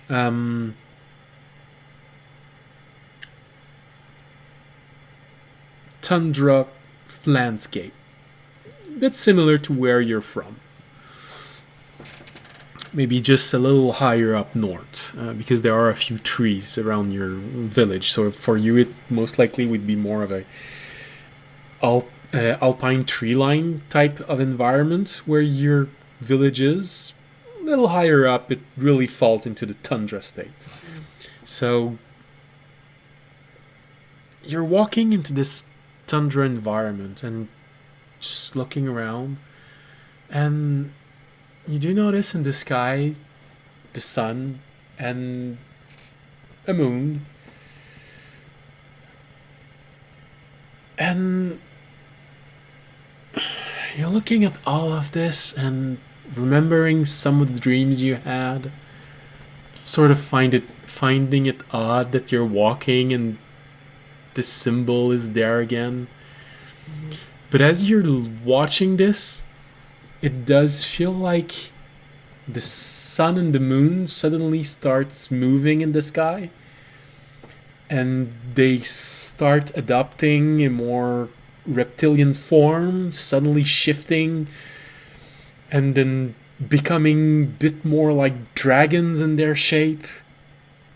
And suddenly you see them both attacking one another and exchanging blows. From your distance, it looks like the sun and the moon fighting, both as dragons. But suddenly they start fighting in the sky, but getting closer and closer and closer. And as they become closer to you, you do notice that the sun dragon seems to be a lot bigger than the moon dragon. And there is a moment where you see the sun dragon managing to strike the moon dragon, and it feels like it's in distress. It can't exactly compete. And as you watch this moon dragon, moving as if it was injured, you see the large sun dragon watching it, content as if it had managed to force it out. You also get this odd feeling behind you, and you turn around quickly. You find yourself facing the darkness of the night, and that fear slams right into you, coming from that darkness, and you just wake up from it, still sweating a bit. Oh, jeez. Alright. Kind of shake myself like, ugh. And then... But it does feel like a normal dream. It doesn't feel like any entities or anything like that influenced it. Just feel like one of those dreams that you have sometime when you wake up. Yeah. I'll just shake my head, be like, ugh. And then, move on. But that's about it. That's all you get from the night. When you wake up in the morning, you are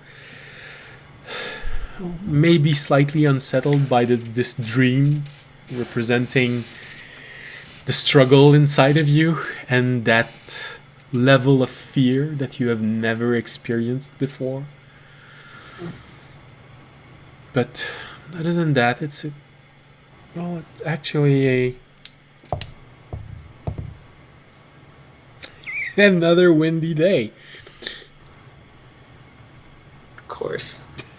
I really don't know why. I just rolled an 18 again, so it's basically almost tornado wind. Almost. So it's another windy day.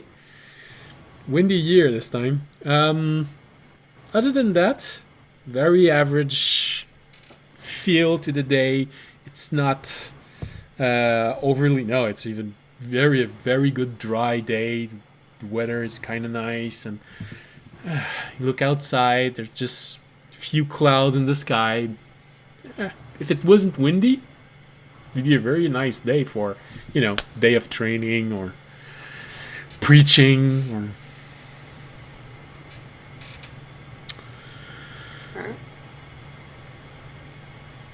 So you all wake up in the morning, everyone's alive. Fisher, slightly disappointed, but, you know.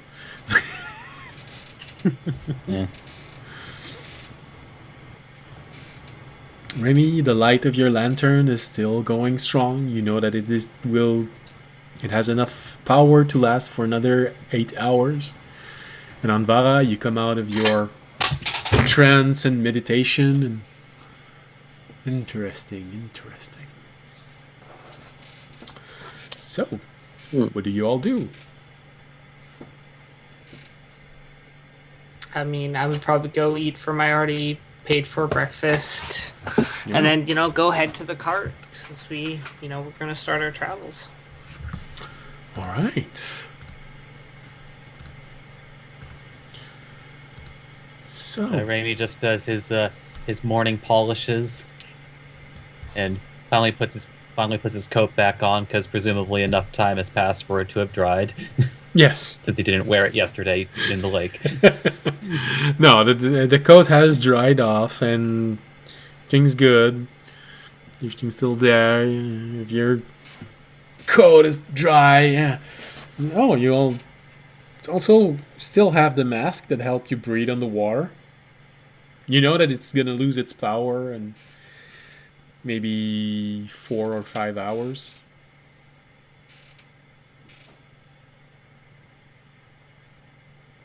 Other than that, I really don't think there's anything to mention. Anything new. All right. Well, presumably if Raimi is like meeting everyone downstairs, Raimi is going to minor illusion the image of bounty. Oh, audience, you are eating your meager breakfast. You see Remy, Fisher. Anvara's gonna come in a few moments because she had to walk all the way here. Remy just creating the image of bounty.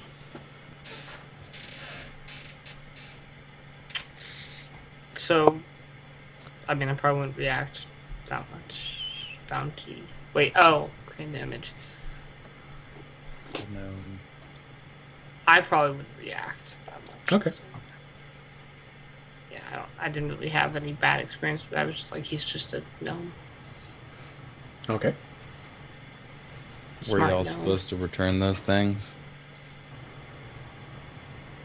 You didn't need one, and you didn't stay for the end of the creation of this mask, so you don't know. Yeah, no.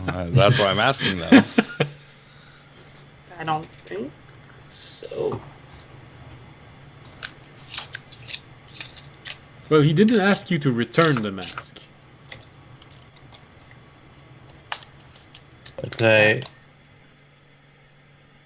It's Raimi kind of like looks a bit sad for a moment and then kind of like alters the image of the minor illusion a bit with the kind of panicked face of Bounty.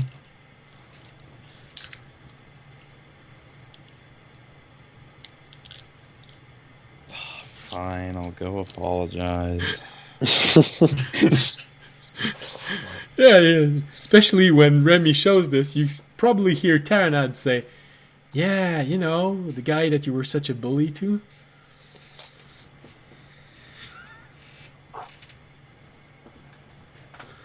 Are we supposed to return the masks?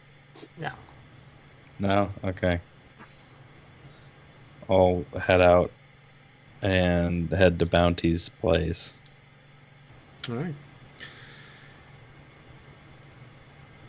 Meanwhile, Anvara is going to have more than enough time to reach the inn, see audience finishing his meal. Remy, are you going with Fisher, Remy, or are you staying there? He would go with Fisher, but before he left, he would kind of like look to audience, cock his head, then rainbow. So I'll give Remy and I'll be like, yeah, I'm feeling fine today. With such conviction. With so much conviction, yes. All right. So, you go. Yeah, he did. But yeah, I mean, like he kind of still like gives audience a look from his response, but doesn't say or make any other motions before he leaves. Okay. All right. So you make your way, you and Fisher, or Fisher and you, make your way to Bounty's house. Oddly enough, when you arrive, no one's there. Is there a note on the door? The door is slightly ajar. Does it look broken in ajar No. or left open ajar? Okay. I'll knock on it. Well, you knock, there is no response, but the door does slightly open as you knock on it. Okay. I'm gonna look inside. Does it look normal? Make a perception roll. Yeah, since Raimi is there. 15, 17 with Terranet's help. Okay. Believe it or not, you rolled better than Raimi with his 15. Okay. But because your passive perception is 17, it does averages out. So you get in. Well, actually, you said you rolled a 15, and Fisher rolled a 15 for himself and 17 for Taranad. So basically, you and Fisher see the exact same thing. You enter the room, look around, looks completely deserted. Taranad does say something, however. Oh yeah, there's no one, but there seemed to be something on the table. I go over there. What's on the table? On the table, you find a small package, a letter in front of the package, and a letter beside the package. Can I see who they are addressed to? The letter on the package is addressed to the friendly Kenku. The letter on the table is addressed to the adventurers. Alright. Yeah. I'll hand Raimi the package and then pick up the other letter All right. and read it. So the letter on the table goes as follows. I hope you were able to help the villagers. It's more than I was able to do. I hope no one got injured after that.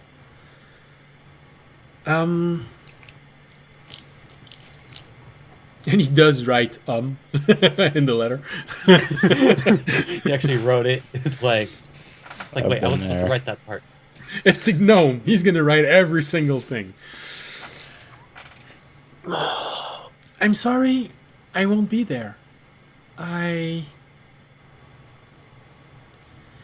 Since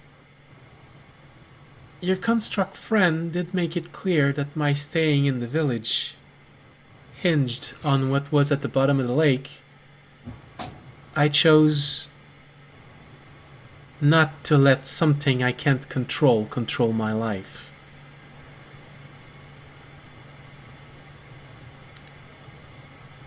I'll come back in a few months.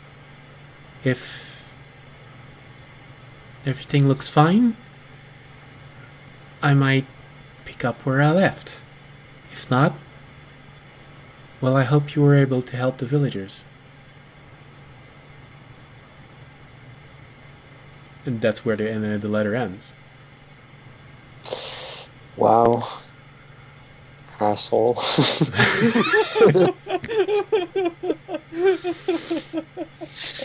Victor's feeling great about himself right now. What is Pterodad's comment? It's okay. Well, we got one every You don't mission. know. You can't hear it. No, but I, the player, want to know. Terranad's comment on this, most likely, yep, that makes sense. It really fits with what you said. I can't blame him for that.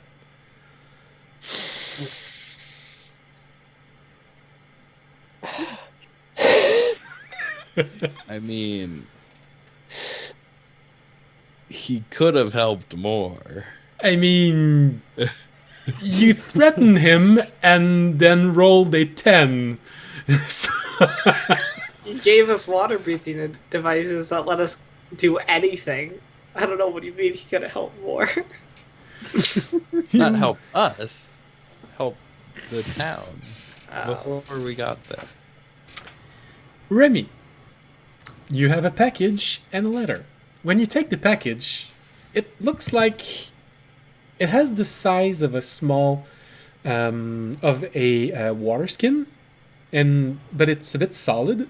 When you take it, it slushes a little bit, and there's a note attached to it. He'll just kind of like take one of his talents and just kind of like. Wait, is it like in an envelope or just like a small letter? It's a small folded letter. Okay, just like all right. Then he unfolds it. He does not use his talents during this part. Right. So the letter goes as follows. Thank you for not judging me the way your friend did. I honestly didn't know about what was happening inside the river. I thought I was helping. If you read the other letter, you know that I'll come back in a few months. But if you found something and your friend felt it necessary to expose me to everyone, well, maybe we'll meet again on the road. Villagers don't take kindly to old adventurers settling in their village.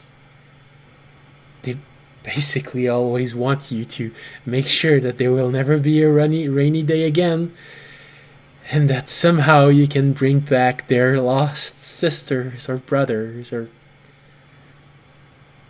But you and I know we can't always do these things. But they will always blame us for not being able to. So if I'm not exposed, I might come back. The villagers know that sometime I go out and collect things, so it's not gonna be too odd for me missing for a few months. But I really wanted to thank you for being this kind to me. So I included a small gift inside. It's not much, but it helped me a lot in different situations, especially in the beginning.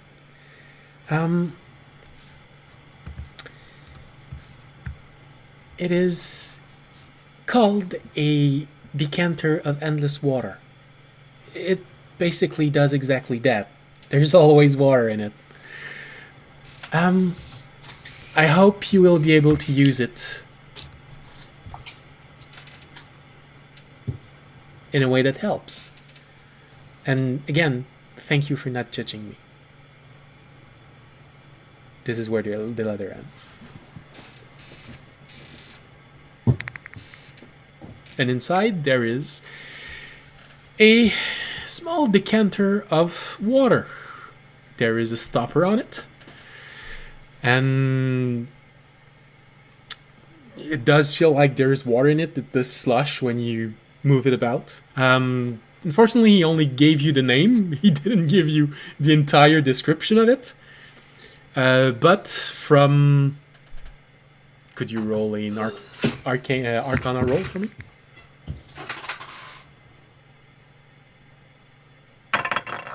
see here. Well, that one's pretty good. The 17. 17. From what you know of arcane objects, it is an object which has a few command words. You're not sure exactly the details. You know that one word gives a little bit of water, another word gives a lot of water, and the last word gives a whole lot of water all at once. And because he said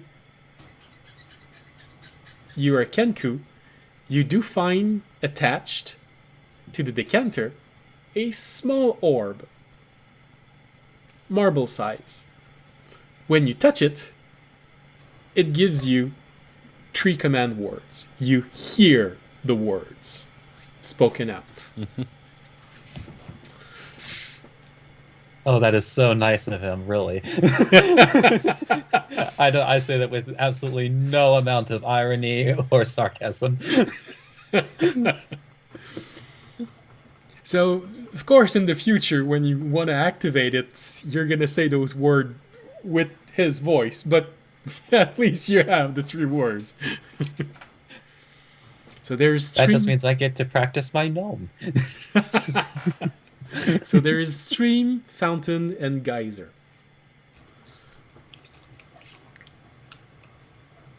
And it is an object that already exists, so you can just go in D&D Beyond and add it to your collection. It is... I love how all this started because Raimi came and told Fisher that he thought the artificer was kind of shady, and I know, ended up pickpocketing him, and Fisher just rolled really shitty. I know, but all I can do is react according to what the gnome felt and how it looked to him.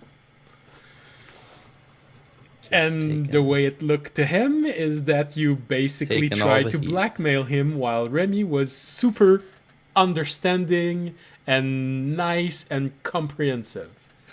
That's what it looked to him, so he's reacting to that.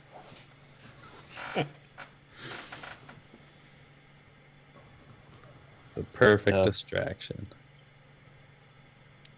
Yeah, Raimi very neatly folds the letter into his bag.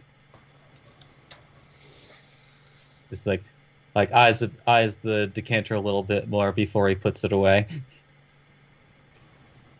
Raimi has gained a new friend.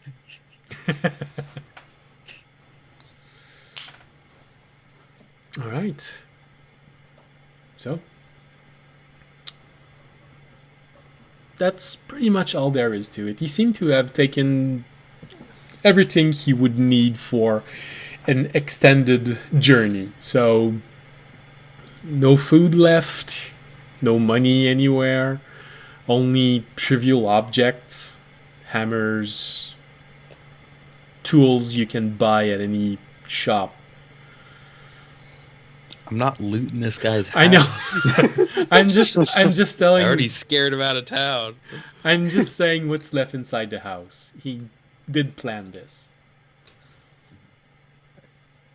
I'm gonna leave, and before going back to the cart, I'm gonna try and find.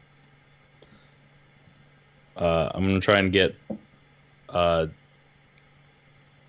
book, just like an empty book, something I can write / draw in. All right. Well, it's small village. It's kind of hard finding this. Or just loose leaf paper. Yeah, yeah. That shouldn't be that hard. Yeah, can easily find it. For now, it is basically just a small collection of a few pages. I believe there is a price for that in the player's handbook.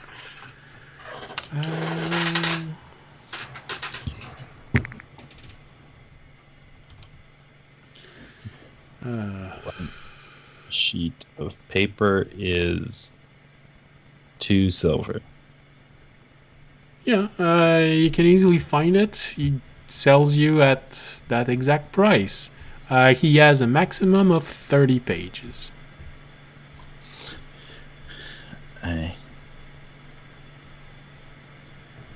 I'll get 10. Okay. And something to write with. Yeah. Don't you already have that? Or am I mistaking players? I thought you already have ink and... I do not. Oh, okay. Hold on. Like, I guess it would be Raimi that would have an ink and pen. That Yeah. you might be thinking of his inventory. Maybe. It's possible. All right, so ink. Ink and pen. Oh, goodness. No, an ink pen. Okay, no, sorry. It's expensive. The ink itself is 10 gold, but there is 1 ounce for 1 ounce bottle. It's gonna last you a little while. The pen itself is just 2 copper. 10 Right. gold, that's a lot. People wrote in the medieval time. I'm gonna sell it to you 8 gold. Okay. Yeah, I'll take that. People underestimate how writing was present in the Middle Ages.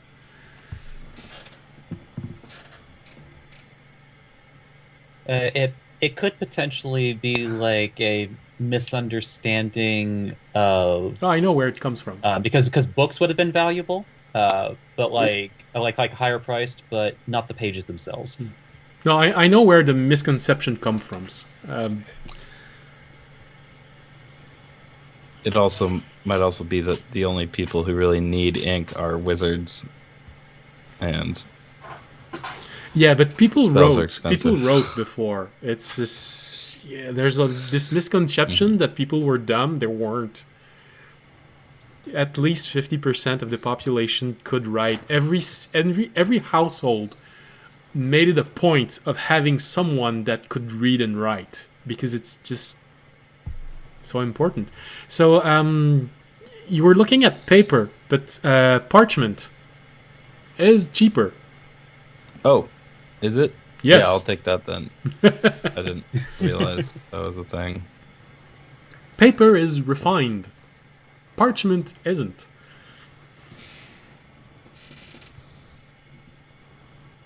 Yeah. It's half the price. Literally. Yeah, I'll take 10 of that then. All right. Or let's go 20. All right. And then that'll just be the same Same price. balancing. Yeah. More paper. Who doesn't like that? More for the same price. All right.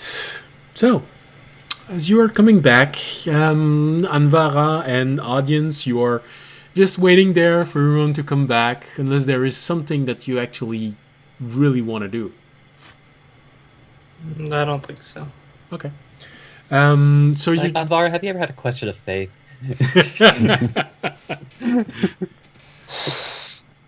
Tell me the secret of the universe. Roll a d20. What?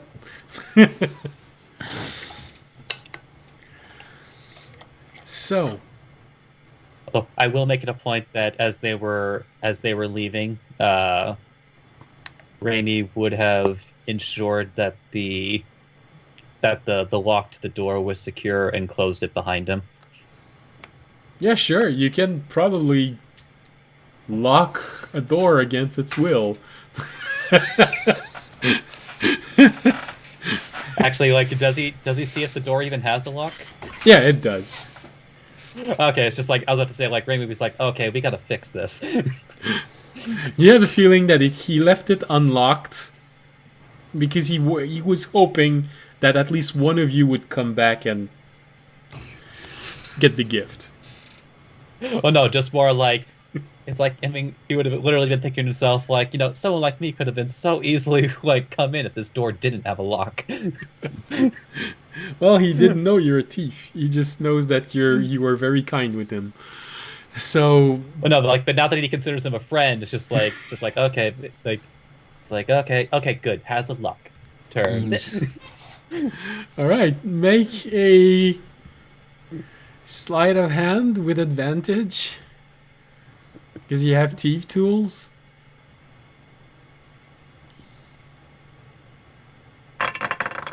Doop. Yeah, definitely not taking that one. That last one was a 2 on the die. Nice. You would So have now broke it's a your own lock. 22 total. Yeah, easily. You close the door, you take your thieving tools out, and you forcibly lock the door. Because every good thief know how to lock a door behind him from the other side. All right. So, with door locked, you make your way back to the center of village where Audience and Anvara are waiting. Anvara, while you are waiting with Audience and just before Fisher and Raimi arrives,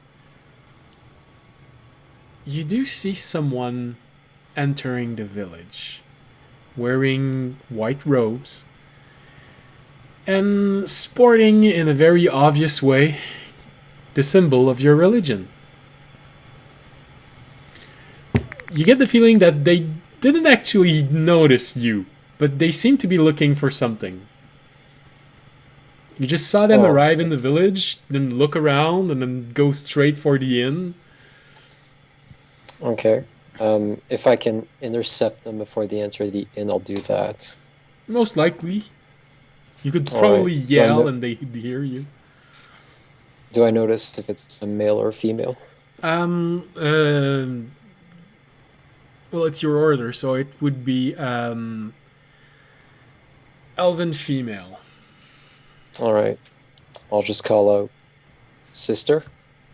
Just like that. She'll probably... Absolutely. She turns around and what? Oh, yeah, yes. Sorry, I've been running for quite a while. Thank goodness you're still here. They scryed on you, and they said that you had just left a town 3 days from here. I did a bit of investigation, and I found that you were heading west. So I just hurried and hoped that I would actually find you there. When I learned there was a small village with stories of a creature and a group of adventurers who tried to go in the lake. Apparently you stirred a little bit the village. I was hoping that it was all of you. But especially you. I have... Well, I'm very proud of you for finding me with the direction of a village 3 days away from here. That is excellent investigation work. Well, to be quite honest, there aren't a lot of villages in between the town I was and the bridge where I crossed a few people saying that they saw someone camping here a few days ago. So and I don't think you can walk on water yet, so I was pretty sure you just went through the roads and kept on going west. He said the group was very memorable. How may I help you, sister? Yes. Our matron gave me a missive for you.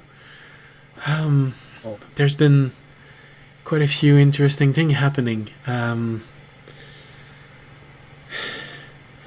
in our church. So, well, here, she just asked me to give this missive to you. She didn't give me any details on it. Well,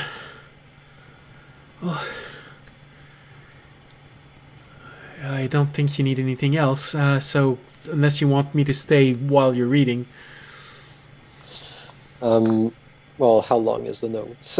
it's not that long. It's just it's maybe half a page. All right. Again, I say that just because I memorized it and didn't write it. So I say half a page, but usually when I write it down, I realize that it's a page. So Well, I imagine I'm a fastish reader, so well, it's written in Elven, so there's always that. It's easier to read in your native language. So all right. Yeah, I will read it aloud. all right, Sister Anvara, there have been quite a few interesting development in the celestial balance during the last few days. Odd occurrences and some orders have lost part of their spell potencies. Something is preparing, something is coming.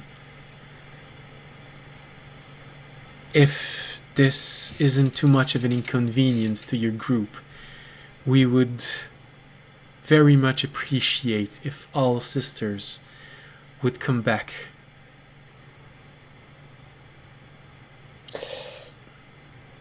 And is that the end of the message? Yes. All right. Oh.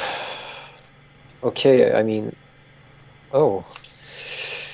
Have you been informed of what this event might have been? No, actually, I haven't been told a lot. There have been quite a few changes, most likely within the celestial balance. And Jesus. something new is coming.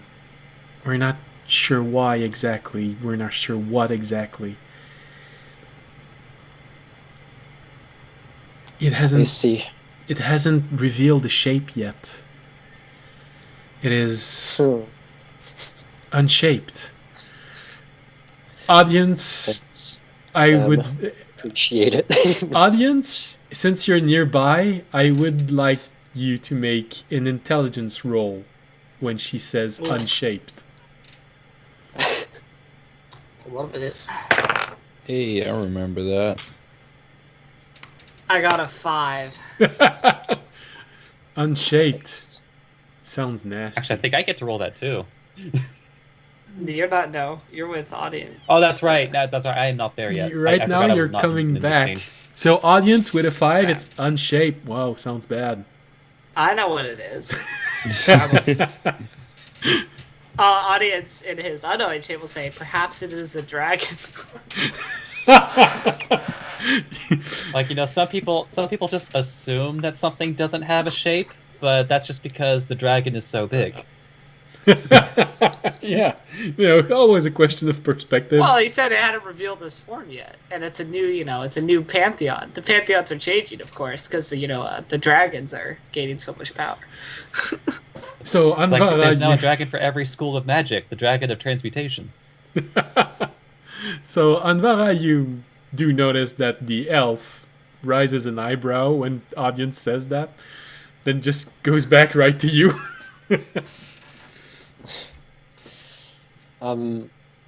Yes, I mean, I can't turn down a request from the high priestess. I'll inform my party. If you would wait for me, I would very much rather make the journey back with you. Oh, that's understandable. It was All right. quite a long run. All right. I'll wait for Raimi and Fisher to make their way back towards audience. Right. It just takes maybe 5 or 10 minutes. Then you see Fisher and Raimi entering back into the center of the village. It's still pretty early, maybe something like 8:30, 9 in the morning. Okay. So see them coming. Audience, meanwhile, is there anything you'd like to ask to Anvara or say to her? Yeah, probably. I'd probably be like, so, off on a religious request. I can understand that. I was hoping you would. It's unfortunate timing, but I understand when those that you believe in call, you must obey.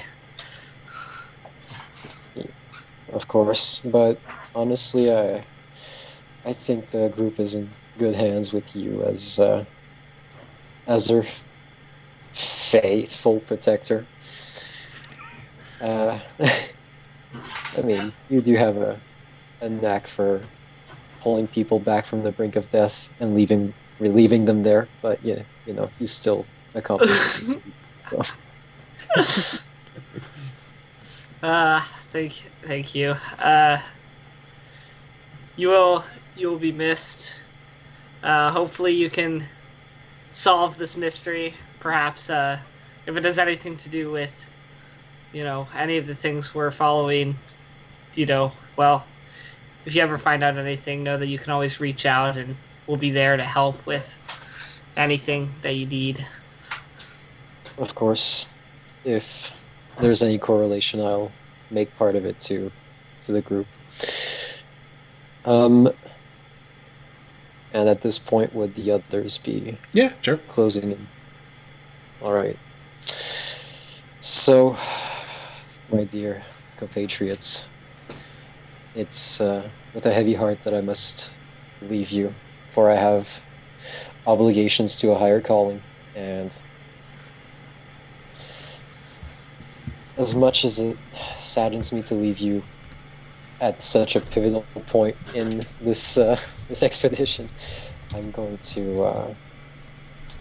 leave you in the wise hands of your dear paladin right here. It's like the party can hear the air quotes around wise. Yeah. Yeah, I wince when I say wise. I'll Feels pull like out she the has a bundle- stomach ache when she says that. I'll pull out the bundle I had prepared last night and hand it to audience. I don't think I'll be needing these anymore. Hopefully you can make use of them. So- It just looks like a big bundle of rope with twigs poking out of it. Oh, thank you. I'll look very It's more- like this is like a grave moment where inside I'm like, what the fuck is this? But like, but like outwardly, I'll be like, yes, of course. Well, audience, make an intelligence roll. I know you love them. That one's not bad for him. 14. 14. So you know I didn't just give you branches and the rope. Well, you received branches and a rope, but there's something. Your mind just says to you, wasn't that the remains of Orunak after he desummoned the first time she saw him? Yep. You never know when you need branches, man. And So I'm being given a corpse. Excellent. the bundle is very gnome-sized. Yeah. And as I look at Fisher, and then I'll turn to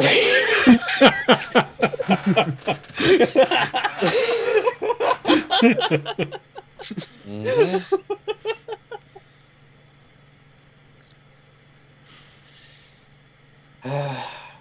I may have been misguided in my judgment towards you earlier, well, a few days ago, but there's a heart of gold in that little feathery bundle, so take care of yourself, and yeah, if ever you feel alone, just look at the shiny rock I gave you, and know that these 5 gold will always be with you.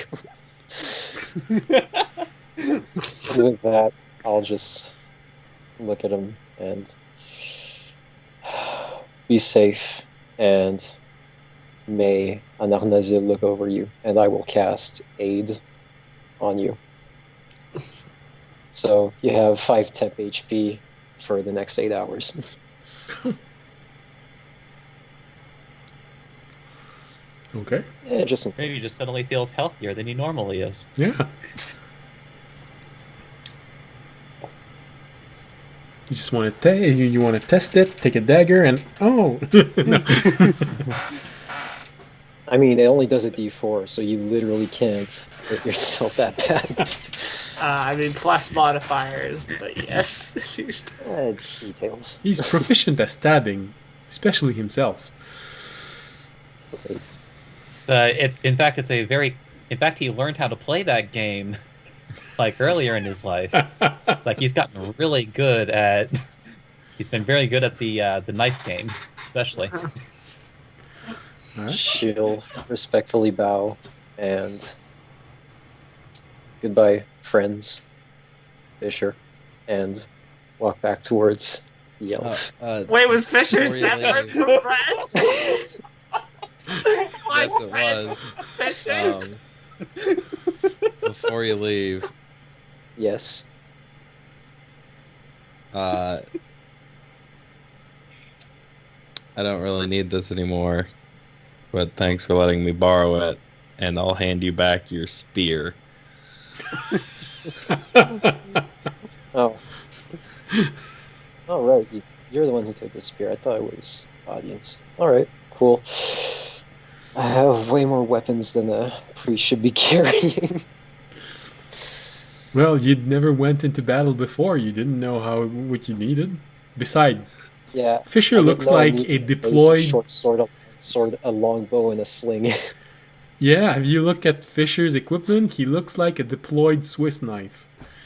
Arrows, battle axe, dagger, flail, great axe, hand axe, longbow, shield. He looks like those Right. parody that you find on the internet for someone wearing too much equipment. But you shouldn't take it so hard. I did give you aid, so if I really didn't think anything of you, I Nice. wouldn't give you the 5 HP. Wait, is Ada in Arius? You only give it to Remy, right? He can give it to 3. He can give it to you 3 give it people. three. Okay. Yep. So we do Yeah, all of it. I didn't know. I had 5 temp HP to myself. Enjoy. That's the best I can do, honestly. I can bless you for a minute if you want. I don't need your blessing. Wow. Oh, And with that, Well, she everyone's serving up turns hot takes. and walks off with the elf. Alright. You walk off with this elf who just brought you this missive, and you leave the group. Good fucking bye, Anvara. Once she's out of earshot, Fisher's gonna go up to audience and go. So why was she leaving? Oh, her high priestess called for all the priestess to come back. Something about, like, the religions were in flux. Okay. Thank God. Guys, Bounty left this note Probably saying his that fucking fault. I because of some stuff I said, he left. So I mean, there's gonna be 2 people in 2 days. I was gonna little better. Just a Yeah, little. no, it's not you, bud. It was she had to go. It's fine. She's still with the garden. Perhaps we'll see her again. She says she still has the right to enter the garden. She still has a room there, so. I still have the orb, and if I lose it, I still have proof that I was in the garden because I still have the recording orb. Like, how else did I get this?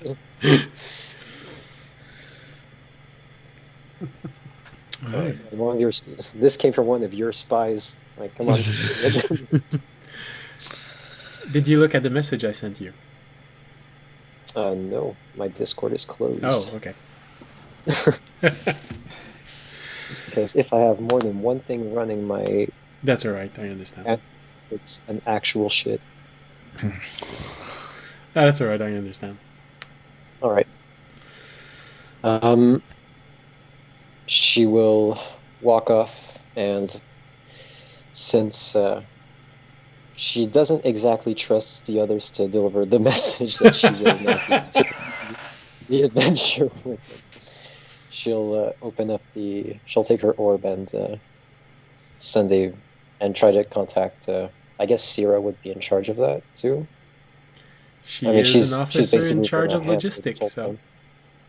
All right, I'll try to use the orb for I think the first time ever. all right. Oh, this is awkward. All right. Slide this here. Slide this here. And you hear the voice of Sierra. Yes, this is Sierra. How can I help you? Hey,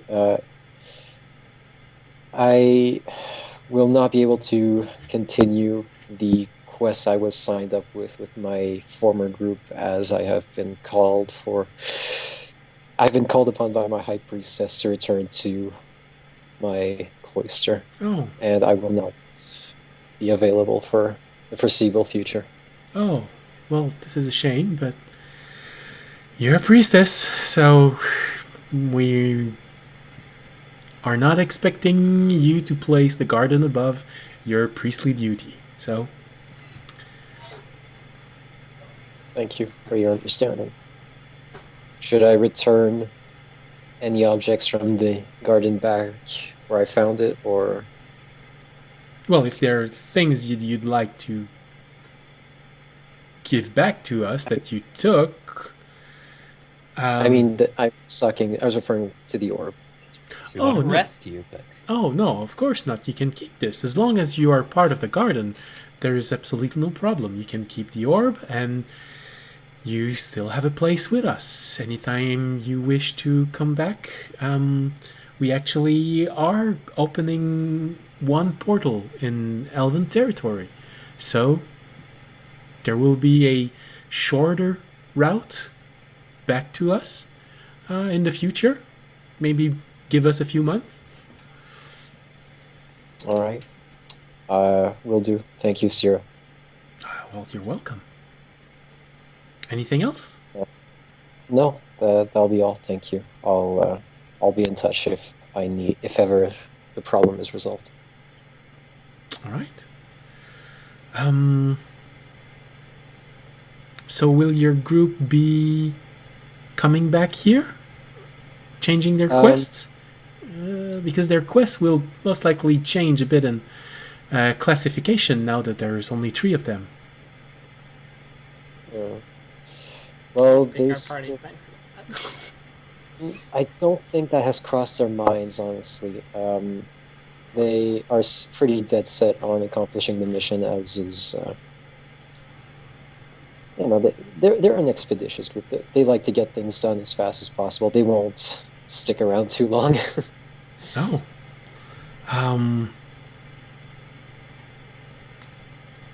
Like can I look behind me and see if they're already making their way towards their next destination as I'm walking away? Well, they're most likely all preparing themselves, putting the things back on the cart, and Yeah, they're already leaving. So that's them already prepped for a new adventure. all right. Well, do you want to advise them that since their party size has diminished, their quest classification might change, or would you rather I do it? You can do it, but something in my gut tells me it will not deter them from continuing. All right. Well, in that case, maybe I don't know. Have you met anyone that would maybe help them to? Oh, hold on. I don't talk to many people. Um. I eat a lot of oatmeal in my spare time. Yeah, my jaw is pretty much locked up most of the day. So,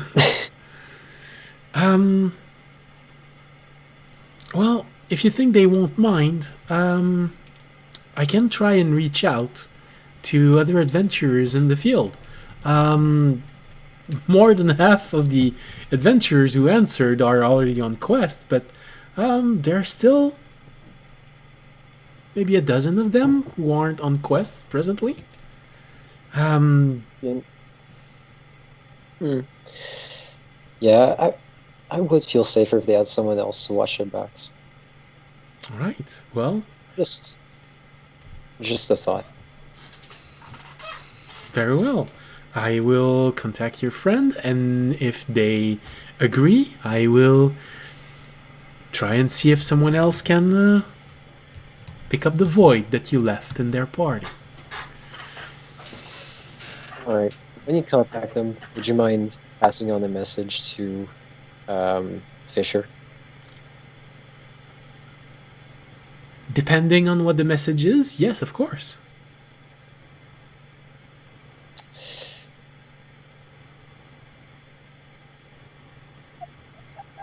Never mind. I'll send him the message when I have time.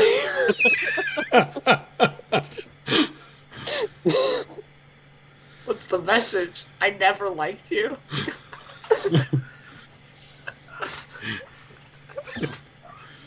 DTF question mark? Just you up. ESL. You up? Question mark. ASL 214F. Okay. So, Just tell him I hope he finds his answers. oh, very well, I will. Well, good luck, safe journey, and farewell. Thank you. And I'll end the transmission. All right. So, a few moments later, Fisher, your orb rings. I'll answer it. Ring, ring, ring, ring, ring, ring, phone call, Yeah. phone call. Yes, I have just been talking with one of your party member who has departed the group. Oh, uh-huh. Well, first thing first, she asked me to convey her sincere wishes that you find what you're looking for, to find your way. You personally. I will turn around and look back. Is Anvara like 300 feet that way? Well, she waited for a few minutes, so it's probably like Okay. more around 800 feet. She's starting to look like a little dot of red hair walking away. Okay. But not just like on the other side of town. Just 10 feet away. Yeah. Couldn't have just... Like, so Anvara wanted to tell you. Oh, she can't say it to my face. Thanks. Yeah, for... Okay. Second thing, she expressed the concern that you might not all realize that since your party has been cut in size, the difficulty for you, the quest that you took, might exceed your means. So she expressed a desire to make sure that you could all continue on your quests unhindered. In that respect, I can reach out, if you want to adventurers already, for the moment, not on quests. There are a few that decided to just go back out, roam the land, find their own way. I'm pretty sure I could reach out to a few of them, see if one of them would like to join your party. Would they be meeting us on the road? Oh, it depends on where they are, but most likely. I mean, I get. What do you guys? Yeah. What do you guys think? Just say no, have me like removed from the group. Yeah, like bye. now we're good. I just like. I mean, I'm sure we'll be fine on our own. But if they want,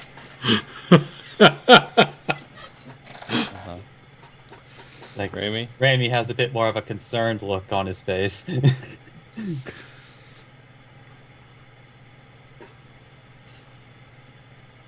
Like it's sort of like kind of like smiley toward audience, but then turns his head toward Fisher with a grave look on his face. Like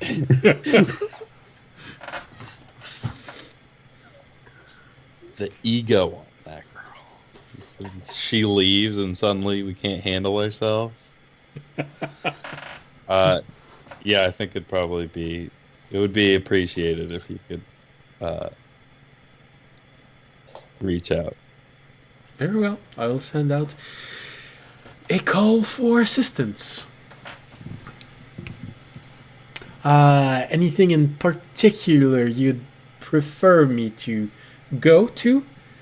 Someone with magic, someone with offensive magical ability, healing abilities, or whomever answers. Somebody that won't be dead weight. You cunt. I'm not saying she was. I'm saying that if we do get another one. I mean it's fine. She said friends Fisher. So Yeah. I guess it was called.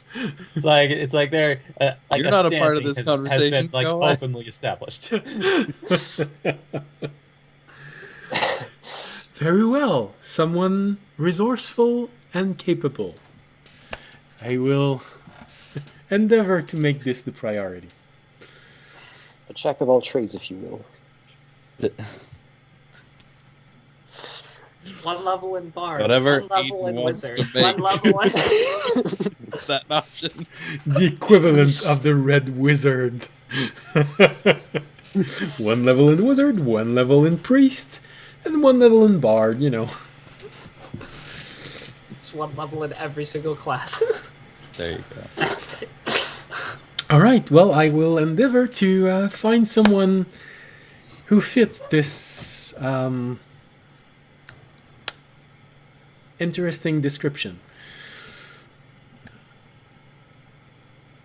They will most likely reach out to you as soon as I can find them. Most likely just within a few days. Sounds good. I think we're heading up to insert name of starts with a K. Oh, the neck. Well, actually, it starts No, with a we're C. going to a different city. Yeah, we're going Oh, to it starts with a C. Okay. Caravan. Like Caravel. Caravan. How close? Oh, I was close. I was close. Like it's on the way. I mean, or we could just pick up Amiali once we get there. Just add, her to our party. Speed run through a few quests, power level.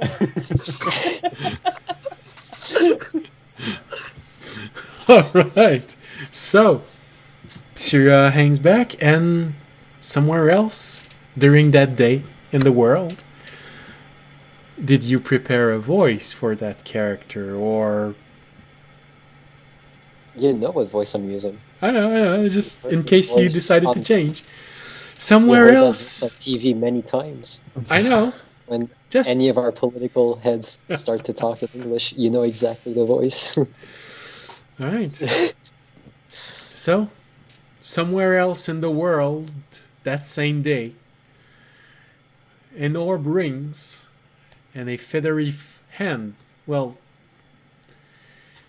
feathery arm picks it up because the hand itself isn't feathery. That'd be unfortunate. 2 Kenkus. Oh Christ, no. It would be really hard to eat a sandwich if your hands were actual feathers. I'm trying to wipe. Oh God. All right, so your sphere is ringing. You are inside a small room on your ship. You're probably just talking with your other comrades about how odd all of this is and how maybe you'd be interested in, seeing where it leads. After all, from everything that happened recently in your life, I appreciate the vagueness. there is no faster way to getting known than adventuring. Mm. And just as you were finishing that conversation, you are aware of the orb. You know what it does. You know what happened. You know what it means when it rings. You hear that sound coming from the orb. Hang on. I think I have a burp coming up. I don't want to do it. My intro.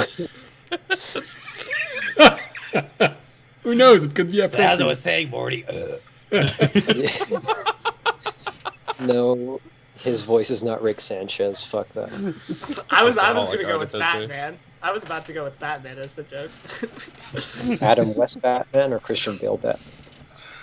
Whichever voice came out of me, I don't know yet. All right. Yes, I will pick up the orb and answer the call. Hello? Yes, Taikar, I believe. Yeah, that's me. We have had a request from an adventuring party. Unfortunately, one of their member left the group for personal reasons, priestly reasons. But they're already on quests, and I believe they're heading your way. They would most likely benefit from someone with such a versatile set of talents as you. Of course they would. Very well. So they're on their way right now.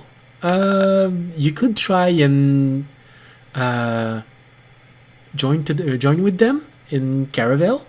It is one of the major city of the island on which you are, a bit to the south. Or you could always just wait for them at their next quest, but I am not sure they're going to go to Otanel directly. There is one quest on the way, so it's a bit up to you. The 3 persons, you didn't stay very long in the garden, but maybe you've heard a few rumors. One of them was a dragonborn. There haven't been that many of them. In their team, there is also you call them construct. And there is another feathered friend, smaller one, who can only mimic things. Yeah, those ones. Okay. Well, you know what they say, glory doesn't wait. I'll join them as fast as I can. So, can I have a more specific description of what I'm looking for? Because Dragonborn is kind of common, no? Well, yes. Especially in this world. Brass, is that audience is brass dragon? Is that I always mix copper and brass? Yeah. Yes. Yes, brass origin dragonborn, accompanied by a sentient construct. I know that they're not that common in your world, but nevertheless, there is one here. The third party member is a Kenku. Don't know if you're that familiar with them, but from what I think I've read about them at some point. Bird-like people who cannot fly. Is that about right? Yes. Okay. Hope you guys won't get sick of that accent because it's staying.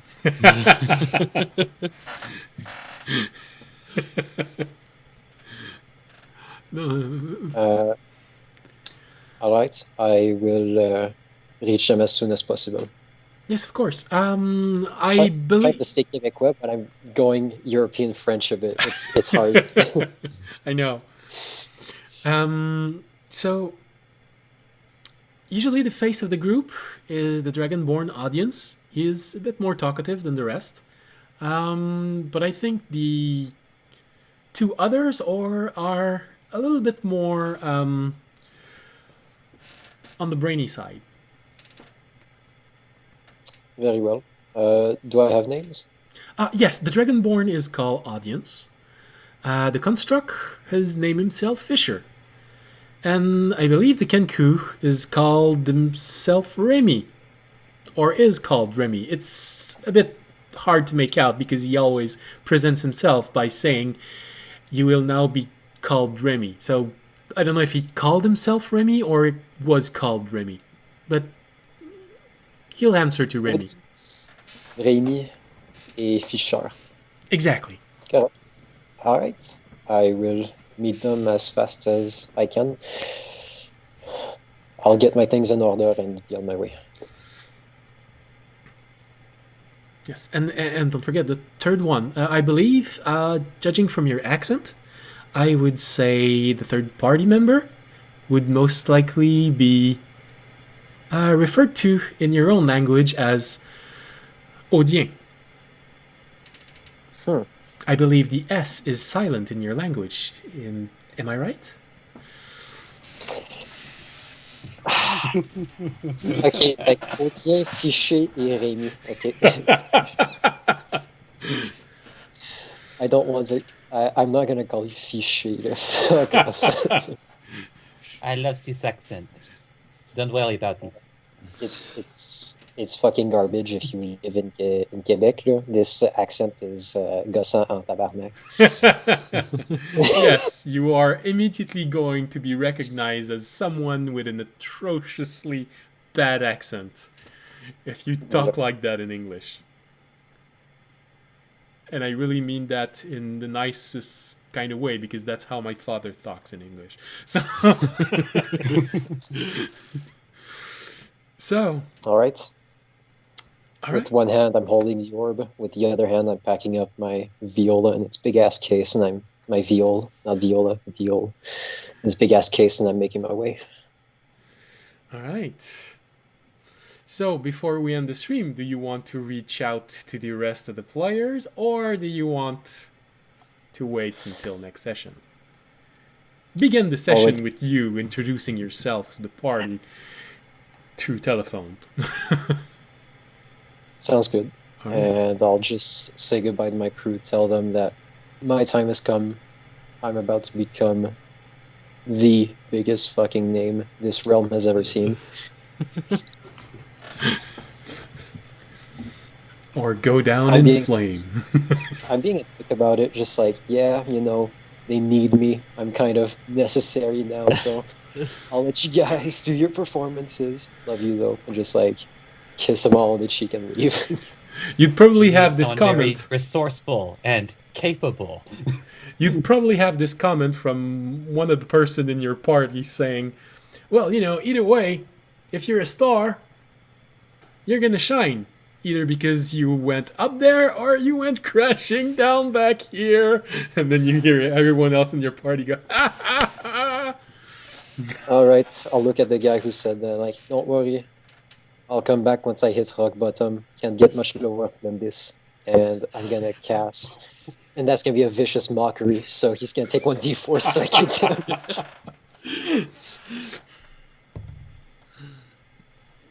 What is the save DC for your vicious mockery? Oh wait, I need to roll to hit. Wait, no, is it? No, spells It's a vicious. save. That's It's a It's save. a save. It's a Wiz 14, yeah. I don't know why I thought it was a roll. It's a Wiz 14. Well, you say this, and for a moment, you just look at him, look at you, and Ah, and then I'm gonna leave. Yeah, we give each other nosebleeds for fun. Don't worry about it. all right. When I'm feeling especially mean, I play the brown note while they sleep. All right.